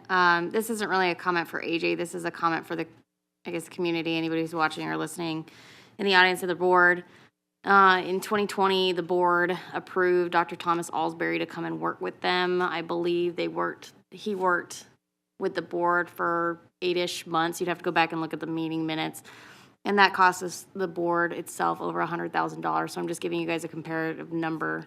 The $45,000 for a one-time investment for all 7 board members to actually invest their time and their effort into it is comparatively drastically cheaper than it would have been. And even if that is the case, if you break down upwards of $300,000 over a 24-month period, it's about $12,500 per month, which is cheaper than what we actually paid NASB for 4 sessions for $8,000.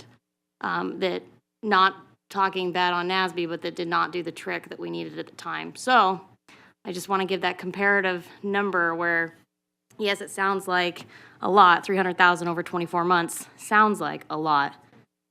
I understand. I understand it's going to be 45,000 because all 7 board members, I'm convinced, will invest their time and effort into it. I hope.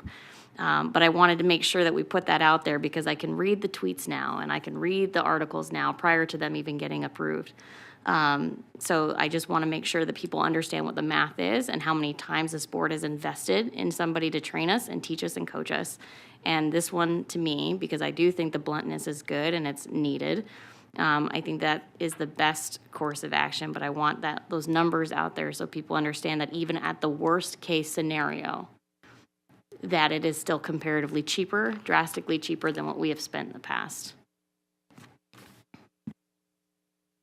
Thank you for that comparison, Trustee Williams. Trustee Zamora. Thank you, President Garcia Morales. So my thoughts are just, Mr.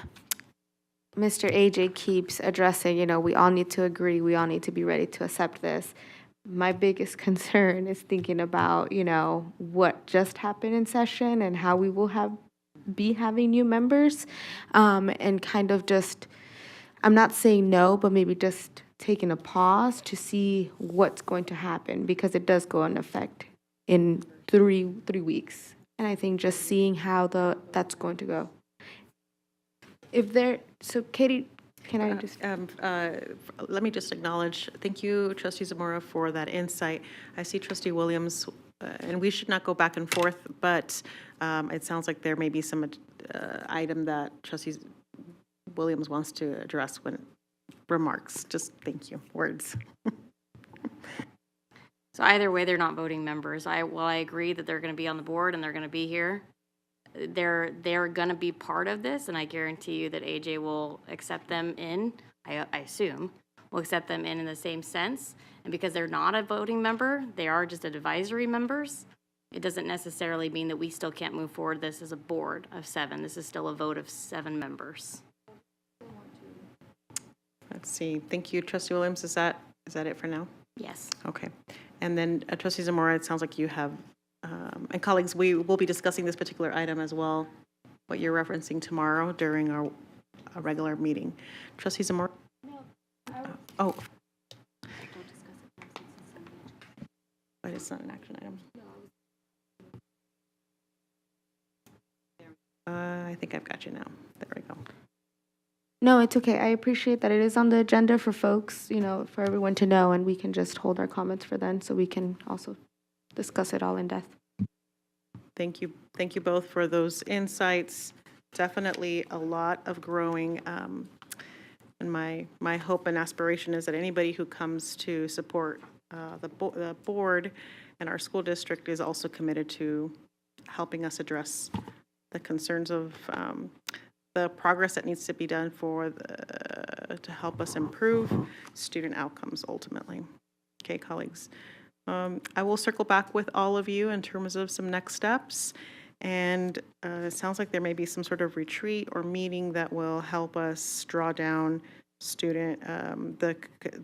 begin the conversations around the continuous improvement plan. Thank you for this engaging conversation. AJ, thank you for your time this evening and for sharing your findings with us. Absolutely. It's always our pleasure to be of service, and we will take no actions until we receive a formal email from board leadership suggesting that we should take additional actions. Until then, as always, any of you are all members of the council. You don't have to wait for formal action of your board to ever reach out individually. We're always here to be of service. That's why we are part of a membership organization. And even if your board collectively chooses not to go this path, just know that you can reach out at any time, and we're happy to be of service. You all have a wonderful evening. Thank you, AJ. I appreciate it. We appreciate it. Okay, colleagues, this is not an action item. We're going to move on to public comment on items not listed as action items on the agenda. Before I continue on this item, members of the public who are present today, if you would like to speak under public comment and you have not yet done so, please submit a yellow card. Otherwise, we will no longer be accepting them once we begin with our list of individuals who have submitted public comment cards. All right, we've got 2. Ms. Binder?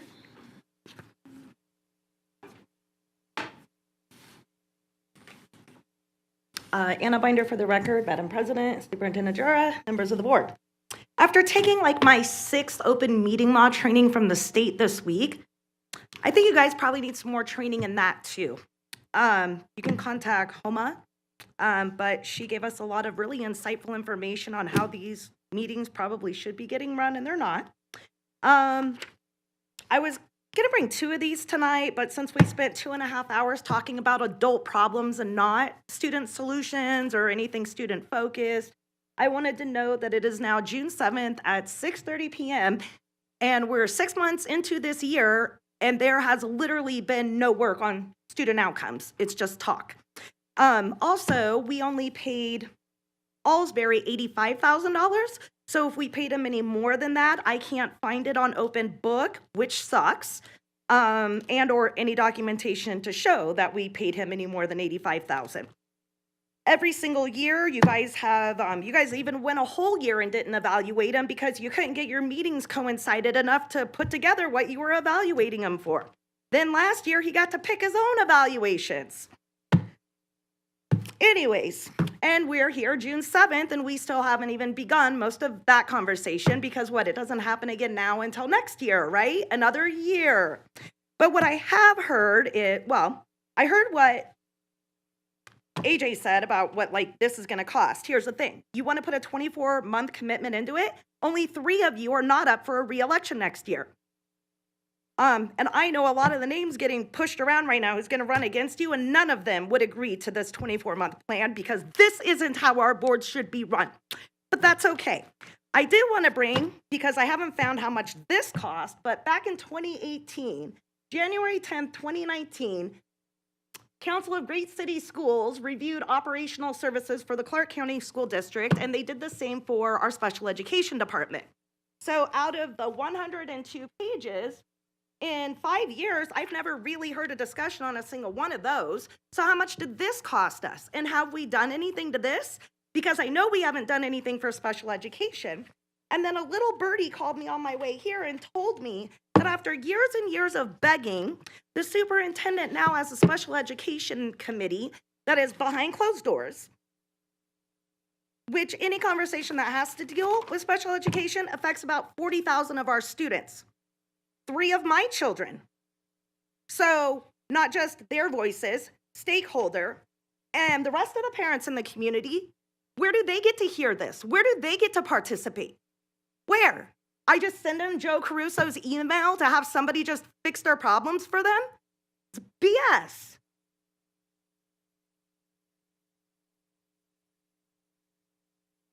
Thank you, Ms. Binder. We have Ms. Harvey. Ms. Shirley Harvey, welcome. I'll probably get emotional, but we moved here, and my ex-husband was military, got out of the Bosnian War, and that's why we put him through college so he could get his master's so he could be. We moved to Vegas in 1999. My son was in the 5th grade. My son is really caring, passionate, fast forward, joined the Army, military, got out, the bus driver. And I just want to give you a little history of me. I was a registered nurse. I was a military wife. I'm a stepmom. I'm a mom. I have a lot of hats, just as all of you probably do. And in August of 2022, my son and my kids they don't want me to be here because they're afraid of backlash. But my son, the bus driver in August 2022, he was at his bus, 109 degrees. He passes out the bus. No one called 911. No teachers around. His bus was delayed. And he could have had a heat stroke or died. And nobody, the kids were kicking him, hitting him, wake him up. They woke him up a little bit. Then he fell back asleep, he said, and then they woke him up again. He finished his route. He was recommended, he was blamed because you didn't have a physical, you didn't do this, you didn't do this, didn't do this. And because of a mother of one of the kids reported him, it wasn't considered workman's comp. So I just believe that with all the cell phones and nobody aware and nobody checking on the bus drivers, there has to be something done. And I don't know if anybody else is, I'm sure no one else is complaining because a lot of the bus drivers I talk to are, I'm also a substitute teacher, so I talk a lot. I used to be shy growing up, but I talk to them a lot. But also, I just don't understand why nobody called 911. I don't understand why the teachers, I know the teachers are real concerned about the special ed buses. It's not a special ed bus. The air conditionings on the bus don't work. The windows are down. It's just, it's mind-boggling. And he must, instead of like if somebody would have called 911, crap. Ms. Harvey, thank you. Thank you, Ms. Harvey, for your service to our district, your and your family's service to our district. We have, Dr. Jara has heard your concern and is, Dr. Jara. Oh, sorry, Dr. Jara, I turned you off. Oh, forgive me. Okay. It sounds like Dr. Jara is trying to find ways to address the concern. Thank you so much. I hope your son is okay. Colleagues, we're now going to move on to item 4, upcoming meeting announcement. We will be here again tomorrow, June 8th at 5 p.m. in the boardroom for our regular board meeting. Okay. We are ready to adjourn. Let's see, I have a motion by Trustee Cavazos. Thank you, Madam President. I'd like to make a motion at this time to adjourn. Thank you, Trustee Cavazos. Trustee Williams? I'll second. Thank you, Trustee Williams. Colleagues, at this time, I have a motion by Trustee Cavazos and a motion by Trustee Williams. Please cast your vote. Trustee Guzman? Aye. Thank you. Colleagues, that motion passes 7-0. The meeting has adjourned. It is 6:29 p.m. Have a great night.